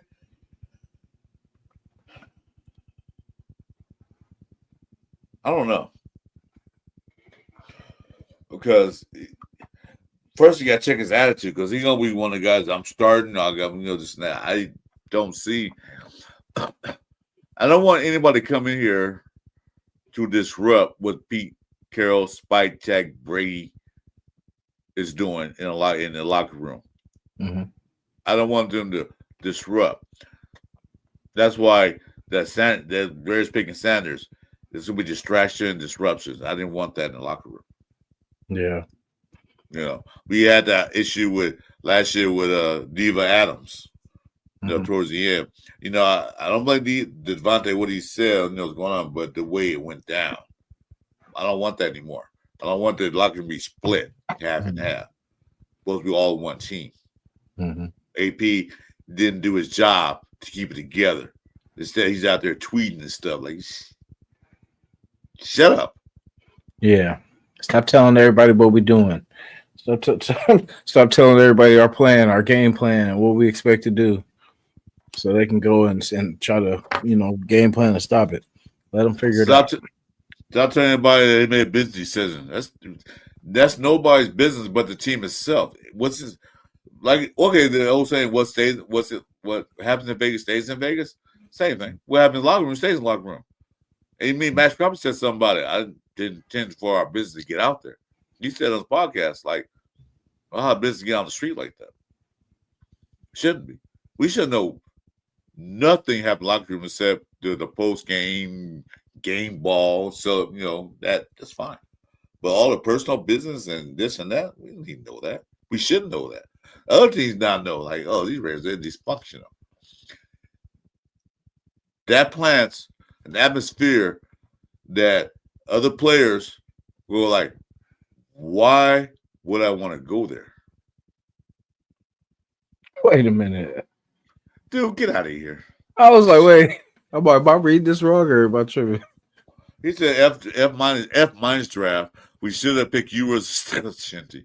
Seriously? No. Seriously? That must be a joke.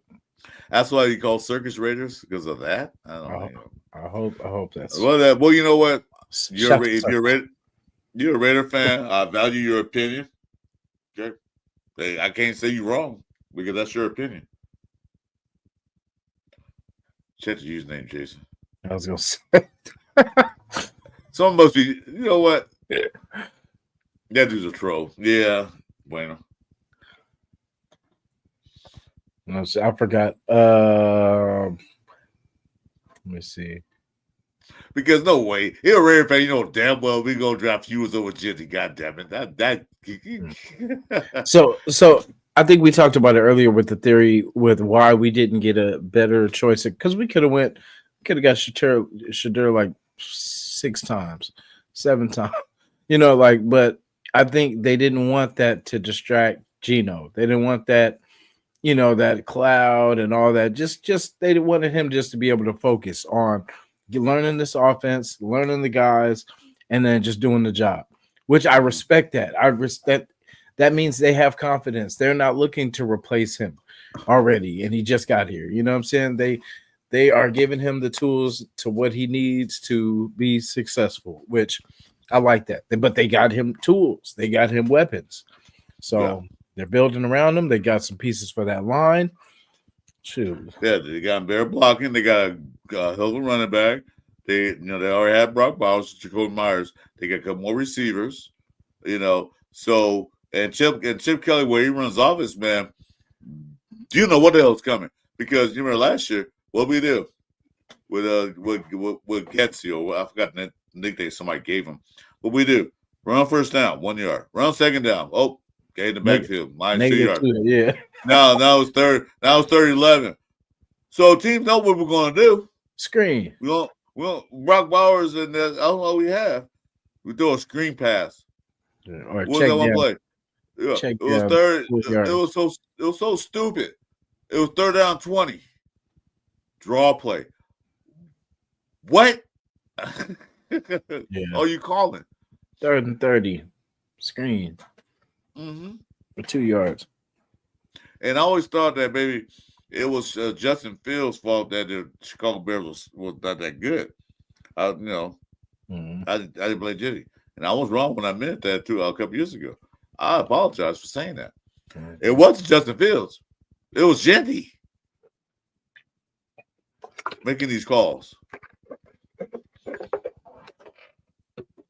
So he's out. You said it was Genty, huh? Well, not Jenty. Gatsy. That's like I'm sorry. So that's what I'm sorry, Gatsy is. Genty's on my mind right now. It was Gatsy. Yeah, Genty is ours. Yep. Okay, what's everyone's favorite pick in draft? Mine was Charles Grant. Yeah, that's good. After he did homework, yeah, he's exactly as motherfucker. Yeah, he is. My favorite pick was actually has to be Thornton. Besides Genty, Thornton my favorite pick, the receiver. Yeah, I love the double back because the best, good pick, but I felt like they were we let a couple wide receivers kind of pass, but I was okay that we double back and then we got the speedster. You know what I'm saying? We got a big because I wanted Savion Williams since we T-Mac. Yeah, I could. Well, he's gonna go high in the draft. I don't expect us to get him. So T-Mac, yeah, if we could get him, like fine, not to whatever. I wanted Savion Williams, passed him up. Yeah. Then we got Thornton from where's Thornton from? From Tennessee. Tennessee, yeah. Oh, that guy, Higgins. I wanted him. He got picked. So okay, we lost the 2 big receivers. Then you get Thornton. And no, he's not going to be a guy that's going to. Hopefully, he will be one of those guys that are going to tear the roof off the door. Thornton got 90 receptions for 1,000, 1,100 yards and 15 touchdowns. I don't expect that out of him, but I do expect him to open it up and make those big catches, the 50-50 ball catches. I keep telling you, we need a receiver to get 50-50 balls. Yeah. The lollipop duel didn't work. The speed, fine. Get downfield. But I think, did you say that? I think you did maybe. That every time Tucker caught a ball, they had to review every catch he made, damn near. Yeah. What they used? You said that? That wasn't me, but I've said it before too, like all the and then just using him in a different way, using that speed, but just maybe not downfield. We'll just have the big guys take care of the stuff downfield, and then he can do the screens and jet sweeps and sweeps, yeah, and the reverses and stuff like that, yeah, because of that speed. Yeah, but I don't know who said that, and I looked at it and said, "You're right, damn near like half his catches were reviewed by the NFL." Yeah. So, and 50-50, he's what, 5? How tall is I said 5. Tucker? 5'9"? Something like 5. You're gonna get some big receivers, man. They're gonna bat the ball down before you get there. Yeah, they're gonna play Batman with the ball. Get out of here. Yeah. So I'm not mad at Tucker. We'll keep him. You get that speed.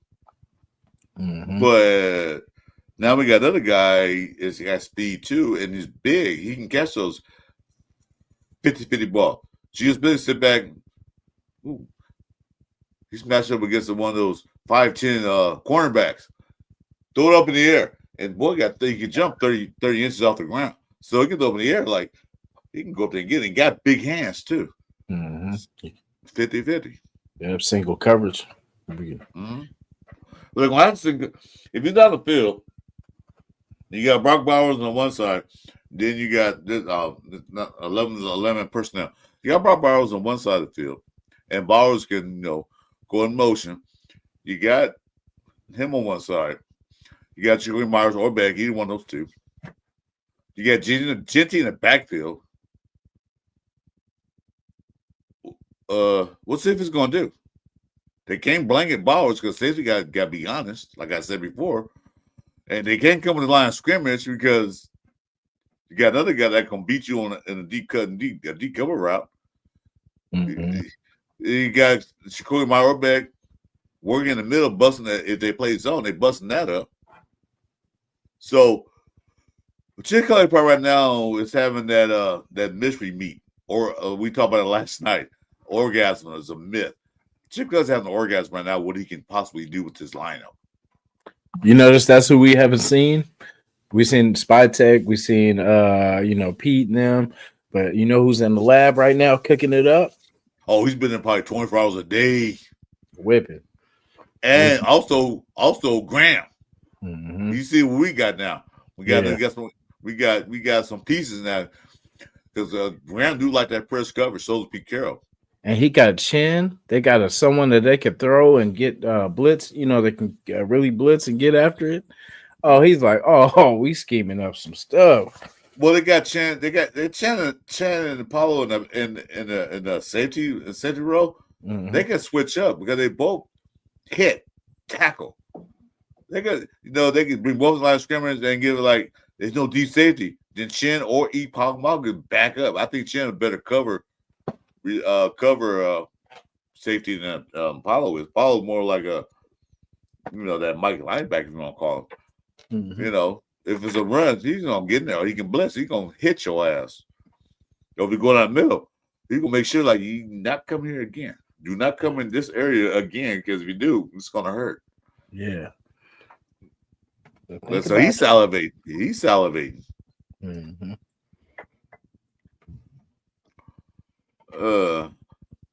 Porter and Beck. Oh, that was yes. Who was our favorite picks outside of Genty? Mine was Thornton. I said we need a one receiver out there. Like I say, it might not be the number one receiver, but we need that big 50-50 receiver. Yeah.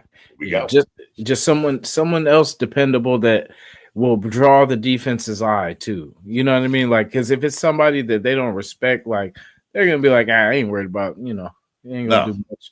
But we need someone that's like, damn, I gotta guard this dude today. You know what I'm saying? You need someone to like, I'm gonna bring my lunch for today. So lineup, here we go. So we got, like I said, I'm gonna take Jacoby Myers out the mix.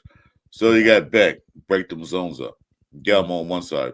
You got Thornton on the other side. You got Bowers right there, tight end. Then you got Genty. If you're a defense coordinator, what you gonna do? Yeah. On first down. This is on first down, not third down. Third down, third down and 10, third down and 11, whatever it is. What they're going to pass. They're going to pass. Then you bring in Thornton, Jacoby, Beck, and have Bob Bowers there. Or go 12 man. Bring in the Ishmael, the guy Ishmael, who was a receiving tight end. Bring him in next to Bowers. Still have Jasin in the backfield. Did you got Beck, Jacoby, and Thornton, Bowers, and Ishmael, or even the other guy they drafted, the other tight end they got picked up, Ian Thomas. What are you gonna do?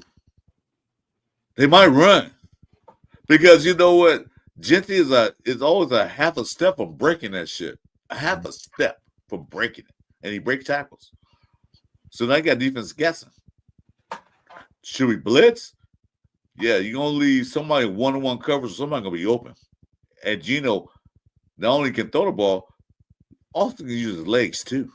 Mm-hmm. So he's not going to be a statue in the backfield. Just stand there and wait for somebody to get open. He's like, nobody's open. I'm running. Mm-hmm. He will create. Mm-hmm. Yeah, because you got guys that are gonna block for you now. So he'll create his own little thing. I feel good about this. Like I said, you said Chip Kelly. Yeah, I'm sure he's by sitting there in the lab cooking, drawing all kind of schemes, situations up. Mm-hmm. And then we didn't trade nobody away. We still got Colton Miller. We still got I was like, who else were you talking about? Dangling out there. Mayer. We still got Mayer. So we still got tools. And hopefully now we got some good depth behind them. How many tight ends do we got? I think we got 5 tight ends now. Let's see. We'll look at the tracker here. Yeah, we got 1, 2, 3, 4. We got 4. And we got 1 that came in UDFAs. It's not listed yet. So we basically got 5 tight ends. Mm-hmm. 1 or 2 of those guys can go. I don't think they'll keep more than 4 if they keep that many. Yes. So because they just brought in Ishmael. So I mean, I gotta look at this list. I think Shorter is on his name. He's on the short end of that list. Mm-hmm. I think he has to prove himself because he's a practice squad guy, so he has to prove himself. Damn well they ain't getting rid of Brock Bowers. Yeah, no. Mayer was on a trade rumor block. I don't know if it's a true to rumor set, but they did put him in the trade block, so you might want him. So we'll see. Yeah, he better just buckle up, man. Get with the program, and let's get to the playoffs. Tell him because we still know what happened to him last year that he took off all that time. We don't know what it was. We were speculating it was a mental issue. I can't say anything about the kid because I don't know him or his family or anything background. So I can't speculate what happened. That's over here. I hope he's okay now. That's all. Yeah. Well, I just know this: making it to the playoffs will make him feel a lot better. So whatever's going on, like I said, I don't know what's going on, but if we make it to the playoffs and you make it to a Super Bowl and you actually win, that should help out your mental health for sure. And somehow, winning a championship always helps out. Yeah, that is great for the mental health. So yeah, if it doesn't, let me know at the other side of it, and then we'll see if we could look at for something. Maybe two championships will do it. I don't know, but I'm pretty sure that first one should help. So well, even get the playoffs would help. Just you get drafted, a team that don't make the playoffs. All right, we make it next year. Even worse the following year. Mm-hmm. That doesn't help your psyche out. That's like, why am I here? I want to go somewhere else that have a chance to go playoffs. I mean, if it's 12 in one game, it happens. But have a chance? But 4-13, you have no chance of making playoffs. Mm-hmm. Don't think you have a chance of making the first round picks. But yeah, I like the roster that they build. Like some of the guys, And Raider fans, don't fall in love with players too much because we do that all the time. Like Renfro, we fell in love with him. Yeah, I liked him too. But when it's time to go, it's time to go. Move on. Get somebody else take his place. Ooh, yeah. It's about Jasin. I wish we have kept Jasin, but I think Jasin wanted to be a star. Plus, he wanted to get paid, and he said, "I'm going to go somewhere else to get paid because he want to be a star." Yeah. You got to remember. You got to remember, these guys are people like we are. Jason, that's your question. This is hypothetical. So you work for a company for 5 years. They're paying you well. You're doing good. You loyal to them. They take care of you. They give you, vacation time, all the perks. They give you all the good stuff. They don't deny you anything. Mm-hmm. But there's another company there who's going to pay you just about almost double as much to do the same thing at their company. What are you going to do? Loyalty or get paid, especially if you're a new dad and you got family to take care of. What are you going to do? Yeah, if I can't keep both of them, you know what I'm saying? Because I would like to stay loyal because it depends if you've been, No, I'm saying it's the same company. It's the same company. You're gonna do the exact same thing you've been doing. Yeah. Your situation is that right now the company you work for now they're paying you decent enough. It's not nothing that's gonna take you on top, but you live in an apartment building with you and your kid and your girlfriend or wife. Mm-hmm. But the new company, you got opportunity that now I can buy a house. Now I can buy a new car I wanted. What would you do? Yeah, I remember your analogy with you're like, say you were with the Raiders, you make I think it was 5 million, but then say you go to another team and then they pay you more. So like you said, how you broke it down with the family, family for sure is first, and whatever's best, it moves us. We got to do what we got to do, especially more money. I'm definitely that's really no hesitation because every time that there's been like an opportunity to make more money, I definitely go for it because I made the worst case, at least I try for it, and at least I know what to do next time when I go for it. So, No, the a man's job is to provide and protect his family. That's our jobs. That's what men, real men, supposed to do: provide and protect. So you got to provide for your family. You got to give them the best living conditions you possibly can do. You got to protect them. Hey, what's up, Blackie? What's up? Whoa. Yeah, so you can't blame guys going to another teams to make more money and possibly get a star position and put their name in the limelight. So you can't blame them. So brother. So brother. What's the cat's name? It's Romeo, but we call him Soul Man. Romeo Soul Man. Yeah, the Soul Man. Yeah,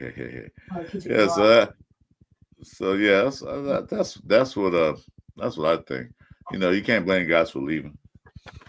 Yeah, but leaving, getting cut's a different story. You get cut because yep, sorry, sir, but we had a job for you to do. You didn't do it, so you're fired. Okay, bye.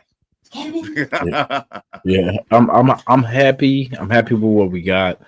And I can't wait to start seeing the camps and seeing them going for it. That sucks, man. No Napa Valley. I thought you'd be happy with that, but they said nah. Yeah, I thought it was happy for you guys. You go up there and see them at least. That would have been cool. But Bakersfield, so we'll be out there. I'll be there. You'll see me there with a cane, my son. Yeah, we'll link up, man. Oh, definitely. And I got me a gravy so we can argue as soon as I get there. So yeah. Now I gotta say gravy out there.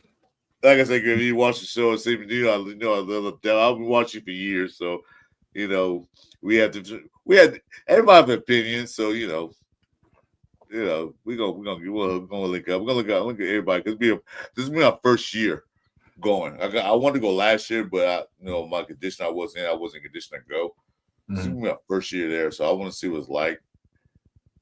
Yeah, be with the Raider family. Yeah, I'm gonna bring my daughter too, so you'll get to meet her, and she'll get to meet everybody. But yeah, we excited. We are pumped. You know what I mean? What, Yeah. what you got going on, Chris, for today?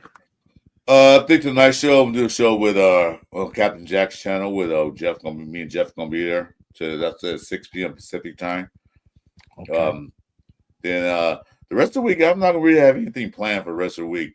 I don't have enough of my StreamYard to do a live. I only got 11 minutes left, so I'm doing a free one right now until I start getting able to pay for it. But then now I might post a couple videos, but nothing planned. If something come up, you can always hit me up on IG and then pop up say, "Hey, breaking news!" I'll join you in a heartbeat. Definitely. I'm gonna do some more homework because I know everything's new. You know, we're just now knowing these guys, and just want to do a little bit more homework, and then we'll be back at it, and then this is where the work starts. You know. So I like that name, the Sunday Pillage. So yeah, but I got it. I'll work on the logo and everything too. So if you like it, not that's fine because the name of the show that just came to me like a hit because what did we do, Raiders? Yeah. What Alan Wynn say? Pillage for fun. Pillaging just for fun. That's what came to mind. A Raiders a pirate. So Pillaging just for fun. That's it. Pillage Sunday. So I mean, get a big logo, get the boards in big, and what's that? That font. This is a font that they did back in the old days. I don't know what it is. I don't know the name of it. I see it all the time. You use that font, put the Raiders shield up there, and boom. For sure. Yeah, I was gonna say I can. We'll work on some stuff, and then hopefully by next weekend we'll have something nice. No, because they asked the name of the show, so there we go. Sunday Morning Pillage. Yeah, the Sunday Morning Pillage show. All right, I'm gonna let you go. Take care, nation, chat. Always a pleasure to talk to you guys. I love my boy Jason. I don't know what side he's on because my screen's always flipped. I know my boy Jason. I know I'm pointing this way, but you're on this side. I don't know. The reason why I love my Red Nation Jason because when I first signed up for YouTube, he was my first guys to subscribe to my channel. So that respect's always gonna be there. I appreciate that. So always my top 10 list. I don't remember what order it was, but he's my top 10 guy. And I always need me for anything. Call me, want to talk about the Rares fight, want to talk about some issues, family. I don't care. I'm always here. I'm like, man, these Bronco fans over here tripping, bro. No. Nah, I ain't gonna call you for nothing like that. But oh shit, you know what? I'll drive up there. Let's do this, man. I grew up in the hood, man. I don't take care of some stuff. I mean, not like used to, but I'm gonna take care of business. No, you good. I'm only 5'9", about 195 pounds. But it's not the size of the dog. It's the size of the dog in a fight. Come on, Chris. Can you play a little running back? I play fullback and linebacker. Okay, shoot, them intangibles, man. We can use those. Yeah, I play fullback. I love playing fullback, dude. I love hitting people. That's why I like defense so much. I like hitting people. Yeah, I can get 20 yards to carry. That's fine. But I ever hit that guy and knock him senseless. Look down like, you okay? No, good. Get up, boy. We ain't done with you yet. Let's go. Yeah. That's what I like to do. That's why I like defense so much. Like I want to see hits. I want to see people getting the saliva knocked out of him. Like, damn, dude hit him so hard, man. He lost his mouthpiece. I like seeing him get up slow, and then that slow walk to the huddle. Yeah. Oh, he do is like, coach.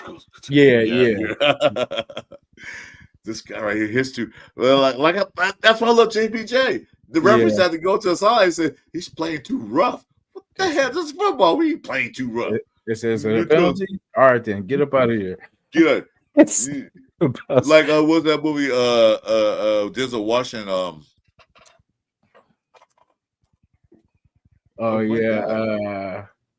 Remember the Titans? Yeah, when the referees say, is that a penalty? Yeah. So what's the flag for? Shut up. He was like, Your boy's playing too hard. They playing too rough. Is that a penalty? So no. No. Then what? Just shut up. That part. Hey, Nat, man. What's up? What's up, Nat, man? Yes, sir. Raider Show family too. Salute, man. Congrats on the show. I've been seeing you. Congrats. Keep it going. Yeah, good, Nat, man. Looking out the helmet ear holes. Yeah, that's what I'm talking about. Making them out there just the helmet. Like, shit. What was that freight train that came through? Frank Weber, thanks for joining the show. Appreciate you always. Make sure you guys like, subscribe, hit the notification bells on both our channels. I'm trying to get 200. Hopefully, I can get there in the next couple of weeks. Maybe 130 something. But yeah, hit like, subscribe, tell your friends. You know, if they're Raider fans or not, we talk about everything: football, life. You know, so yeah. And we'll have a lot to talk about because everything is in place. So now we let the boys cook. Everything looking good. Everything looking up. I mean, like I said, I'm not going to be super excited like I was. The AP got hired, but my excitement has calmed down. But now more like I think this is it. Mm-hmm. This is what we've been waiting for. I hope. Yeah, let's surprise some people. You know. Yeah, because they still gonna predict the win ratio. They picked six wins last year. I was like, that's stupid, but they were right. We were less than 6. So yeah, and all the media channels gave us a Raiders draft at A. Yeah, I'm not gonna give that high yet. I'm gonna wait. After let's see what they do in preseason. Let's see what they do in OTAs. Yeah. Let's see if the guys that they pick, see what they do. If they pick only one starter out the draft, that means that draft was C. Mm-hmm. If they got 3, that means an A. Tyler A, welcome, man. We just about to wrap it up, but hey, Tyler A, welcome, brother.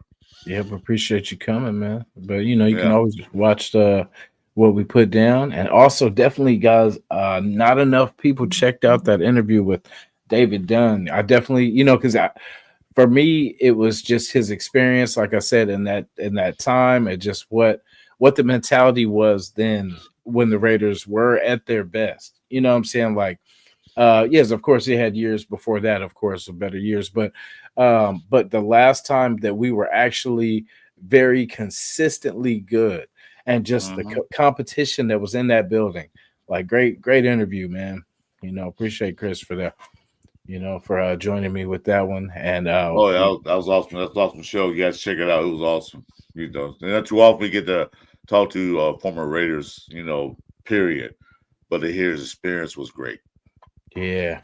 Just the guys he had to compete with, from Andre Rison, Tim Brown, Jerry Rice. I mean, man, and he's in the middle, like his locker's in the middle of both legends. So, just imagine the conversations, just the tips, the after practice conversations, you know what I'm saying? Like, oh man.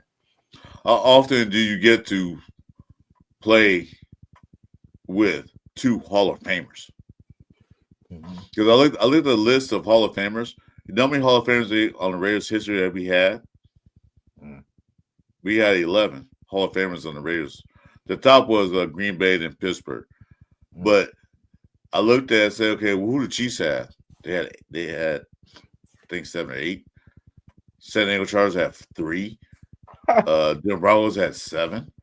So we had 19. Excuse me, we had 19 Hall of Famers on our team. So to close with the Chiefs, they only had 8. So we have more Hall of Famers than any other divisional rivals on our team that are Hall of Famers. So 11. Yeah, we had 11. Okay. Yeah, 19 did sound better though, but I think, yeah. But compared to the rest of the teams, we have more Hall of Famers than any other team in our division. But anyway, they should join. Hey, man, we're just about to wrap up. Rachel, thanks for joining, man. Raider Nation. Yep. So our next show, yeah, we'll have something real soon. I have class tomorrow. No, wait, what's tomorrow? Yeah, tomorrow's Monday. Monday, yeah. Yeah, I got class tomorrow, but I think I have class Tuesday night too. Tuesday and Wednesday. Thursday night, I was gonna say if you're available, we can try to put something together if you don't have anything going on. The only shows I got with scheduled planned is me and Jeff do a Saturday night shows and sometimes do a Friday night show. But during the course of the week, I had no shows planned. So wait, set me up. I'm never ready. I have nothing to do. I'm disabled and what we call it, physically retired. I can't work anymore. So I'm here all day doing nothing. I'm mentally retired, but you know what I'm saying. I can't wait. I can't wait till I'm physically. You're good, brother. You're good, brother. You're good. You got the soul brother to take care of you, so don't worry about it. Soul man, where you at, soul man? Yeah, but he'll tell me how I did on the show later on. Yeah, that's my coach. There you go. But yeah, we will be back, guys. Thursday we'll be back too. We're gonna do a little homework and then bring it to you. Okay. Figure out, what we really got. Put everything in place really for you. If we can kind of see how the roster would stack up in our opinion of how, with everything we added, how we would, blend in everything to the roster. So we will do that for you next. That's true. We're getting the rest of the draft. Like I said, I can't wait to see because I want to at least get 3 stars out of this, not counting Genty. 2 to 3 stars, not counting Gentry. So yeah, everybody gave us a day. Everybody gave us a day. Yeah. So let's get it. Yeah, let's do this. Yeah, let's start earning it. Bleach Report say, well, shit. Well, I'm glad with that, but the draft was great. I appreciate that, man. And you would do just fine, man. You know your stuff, and we tune in as well to you. So what I mean, we are the Raider family. You know that. This is Raider family. Hey, that man, yeah. We I watch this show, and like I said, old guy, doing good. That's what I say. And I'm the oldest one in the room, so I call you both old. I'm the oldest one there. The young OG shows. No. Hey man, maybe next Sunday, because I think you're working on trying to get somebody in, special guest. Yes, I'm gonna be doing some due diligence behind the scenes, trying to get somebody for you guys to, ask questions to, and pick the brains of. So we will be working behind the scenes trying to get that for you. Okay, yeah, get that title role too. I think the assassination. What do you guys think? It came top of my head right before we sign off. Mm-hmm. I said the Pillage show, the Sunday morning Pillage show, and then we got the Raider thing because Raiders we do Pillage. What do you guys think? There we go.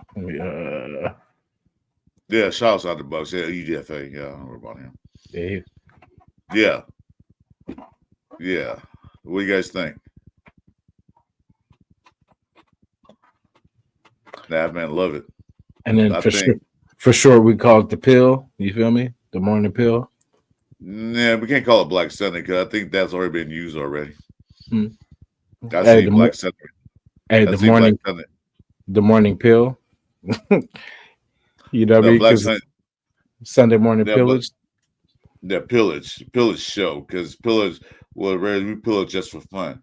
Black Sunday, Frank, I think I've seen it before, so I'll think someone else using it. I don't want to copy anybody. This is something nobody has. Yeah. AKA the pill. Welcome to the pill. Welcome to the pill show. Welcome to the pill. Welcome to the pill. Welcome to the pill. But then YouTube and everybody say, "Wait, you guys talking about drugs?" Yeah, you guys popping pills and. No, that's not that. No. Raider definitely is a pillage. Yeah, I like it. And now if you don't like it, you can always change it. Yeah. Yeah, Frank, yeah. The Black Sunday show will be fine, but I've seen it before.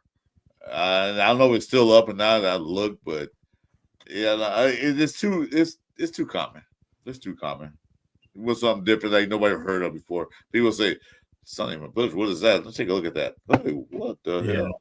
That makes me want to go watch it right now. It's a Yeah, Sunday this show. What are you guys talking about? You're talking about pills. Yeah. pill popping Raiders. No. Don't say that. Yeah, no, we ain't popping those pills. We pillaging just for fun. Morning after show sound like something I got date break. No, I don't think so. He said the morning after show. Well, it's the morning before the game, so why would we put that there? Morning after show, Yeah. See, since most of our games are 1 o'clock too, it kind of fits too because we can, enter into that first Sunday game, just kind of pre-gaming before the 1 o'clock game. There'll be games on, but I don't really care about them and not involved with the Raiders. So if Chargers are playing Kansas City, I'll be interested in who wins that game. But I'm not gonna sit there and watch it. I don't care. But I'll be interested in that. We can do that more, and then you can put down I don't know if you can do that or not yet. You can put down the scoreboard, who's winning now. We can talk about the Carolina Panthers just beat the Chiefs 35-1. The 35-2. Something like that. Yep.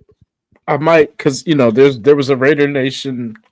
Oh, excuse me. There was a Raider Nation Jason that was I think a gaming. He does gaming and stuff like that, but that's why I changed my name, from the ON to IN, and I've respectfully surpassed him. So now I really own it. But I was thinking of because why I'm saying that is the comment. I try not to copy anything else. It was kind of it was the name that stuck at the time. I might stick with it, might not. But we'll see. Down the line, just a little heads up. I might, because there was one and I had that name and it's really been sticking for now. You know what I'm saying? So who knows? I might change it down the line, but we'll see. Raider Nation, that tailgate talk is not bad, but here's the thing. So tailgate talk, that means you talk about any team. You talk about the Buffalo Bills. You talk about the Tampa Bay Buccaneers. This show is specific for the Raiders because pillage. We pillage just for fun. It's a Raider Nation. It's a Raider Nation talk show, YouTube thing or whatever. Tailgate talk. That means we got to talk about the Philadelphia Eagles tailgate party. We got to talk about the other teams. Not interested to talk about other teams. My interest is the Raiders, but that's a good idea. Yeah, I like that too. And then if we we might throw that in as a segment on the show, the tailgate, tailgate talk. Just anything maybe around the league that has to do with us. Yeah, You can always put that in there, but I don't want the title of the show to be tailgate. But so people will probably come in and say, "Hey, let's talk about New Orleans Saints." We don't want to because I don't care. Guess what I heard? I guessed it. No, don't really care. But you want to come in and talk about football? We don't just talk about the Raiders. We talk about football all over. But put that in, they're gonna want to expect us to talk about because if we don't talk about their team, they're gonna get pissed off. Nation station. Okay. No. I say, hey, but they throw. I like that everyone's active with these names right now, though. Nation Station. The Nation Station. Hey, won't you? Hey, Nav, you for your channel? That'd be pretty good. I like your title, but that'd be pretty good for you. I still like that Bullet Show, man. I still like that. It's catchy. Hey, Raider Show family, I might borrow that one. This is the Nation Station. That's not bad. That's not bad. That might be a little side segment right there. Oh, Weber. Which one? Weber. You hit it. Pulling just for Sunday. There it is. There it is. There it is. Pulling just for fun. Pulling just for Sunday. There it is. I think Weber hit one. The Sunday morning pillaging. No. Pillaging just for Sunday. Pillaging just for fun. Pillaging just for Sunday. That's in our theme song. All the win for Sunday. That sounds good, Frank. Frank, you are the winner right now because I don't have a prize to give you, but I like that. Pillaging just for Sunday. So we're on Sunday morning for pillaging. Talk about Raider Nation. Your prize is going to be every Sunday morning at 10 a.m. You're gonna be the prize. You're gonna be the yeah. I like that. Frank Weber is the winner. Frank Weber gets to come on the show and sing the Raiders national anthem I don't know what as you're the, gonna as the intro. But Frank Weber, go ahead, hit the IGs up, man. Send us whatever you need. Or we'll yeah. I like that. Pillaging for Sunday. Pillage. That sounds good. Everybody's agreeing. Love it. Love it. Frank Weber is the man. Thank you, Frank Weber. MVP. MVP. Way to go, Frank the Tank. No, Good day, Frank. go He Frank. did it. You got it. Frank the All Tank. right. Frank the Tank. Frank the Tank. Frank. Thanks, Frank. Thanks, Mr. Weber. You did it. We'll scratch your head. Pillaging for Sunday. Yes, sir. Frank's like, I just want to thank my fans and the city. I know.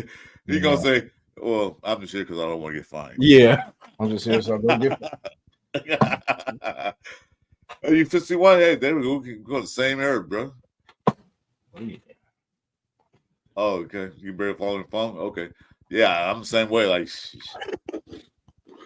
Pillaging the rest of the NFLs on Sunday. Pillaging.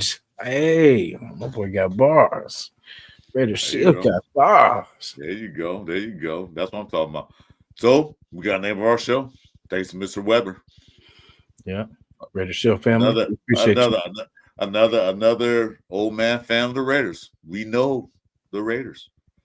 Pillaging just for Sunday. Oh yeah, we definitely. You're gonna be one of the guest hosts of the show, man. Definitely when you can come up. Frank. Definitely. Because I tell you what, putting a caption, like if you do it, you do the screen right. Mm-hmm. Put the shield up and all stuff, and put in the lower corner. Title by Frank Weber. Give him that credit. Like a little screen. Title by Frank Weber. So give him his props because he did it. He won. Frank, you don't understand the contribution and the thumbprint that you have put on this podcast. Yeah, put in the lower corner somewhere like title created by Frank Weber. As you watch and look up to us, just know that we actually look up to you, Frank Weber, for your contribution. I appreciate that, man. I mean, that is strong. Cool. So I've seen it. My everything kind of like, whoa, that was it. I felt it. That was it. Yeah. Team effort is the Raider way. Right. We are a team. We are a family. We are the nation. Raider Nation. It's all coming together. There's no other but the Raider Nation. Yep. As I put this cabbage together in celebration of what we have just, put together, I salute you. Salute Frank Weber. All right. You remember what was that, Men in Black, when he's trying to get his memory back? Remember he put his watch and the plate, there was like its own little city or whatever. They were like, oh hell K. Yeah, that was the second one. Yeah. All hell J. All hell J. Yeah, he's like, who's this? He's I'm K. Oh hell K. Oh hell K. All hell K. Yeah, Frank, that's you right now. Frank, that's all you. All hell J. All hell Frank. All hell Frank. Yep, see, that's you, Frank. That's you. Hey, right Mark, what's up, brother? Man. We just got a new name for our show. Thanks to Frank Weber, man. So hopefully he can get up running. We have him for next Sunday. Definitely. Yeah, that's what I'll be working on that this week. Ooh, I got a week ahead of me too. Just pray for me, Nation. I have a big week during this work week. Do what you can. Do what you can, brother. I mean, there's no rush. We got plenty of time. Do what you can. Take your time with it. Get it right. Let's do this. Oh, yeah. Don't even sweat it. Yep. Yeah, that's it. Hey, when they come into Vegas now, we're going to rob them to go. We're going to get you. But they're not leaving here with gold or silver. We're taking all of that. You know what I'm saying? Our stadium goes like it's supposed to look. Our stadium gonna look. It's gonna be black. They call the Black Hole. It's gonna be black. They call it Death Star. It's gonna be death to other teams when they come in. The way this team is being built. So don't get it twisted. There, Nation. We can watch. You can watch the game on TV. And why is there so many of these damn fans in our building? They can be there, but they're gonna be outside waiting. Yeah, They can't get in because it's gonna be all black. we're gonna win the Silver and black. We're gonna win the game and the fight. Mm-hmm. See you guys. Anyway, let me let you go. I know you got a lot of work to do. I got some things I gotta do. I'm gonna go eat my breakfast and go try to get on a game with Jeff. Some Battleship if he's still playing. I don't know if he's still in the chat, but I'm gonna get on game, go eat right quick. Rest of I still got leftover saw. Yeah, so, yeah. Oh, okay. You know, So I'm gonna play with the lady, and we're gonna enjoy the rest of Sunday, get some work done, and we'll be back. you guys, me and Radio Nation appreciate you guys joining the chat, especially you, Frank. You guys were awesome. Radio Nation for life. Love you guys. Love you guys. Always remember, me and Chris, we don't miss. You know what I mean? So let's go. That's awesome. Appreciate everybody, man. Thank you. Happy Sunday. Happy Sunday. Hey.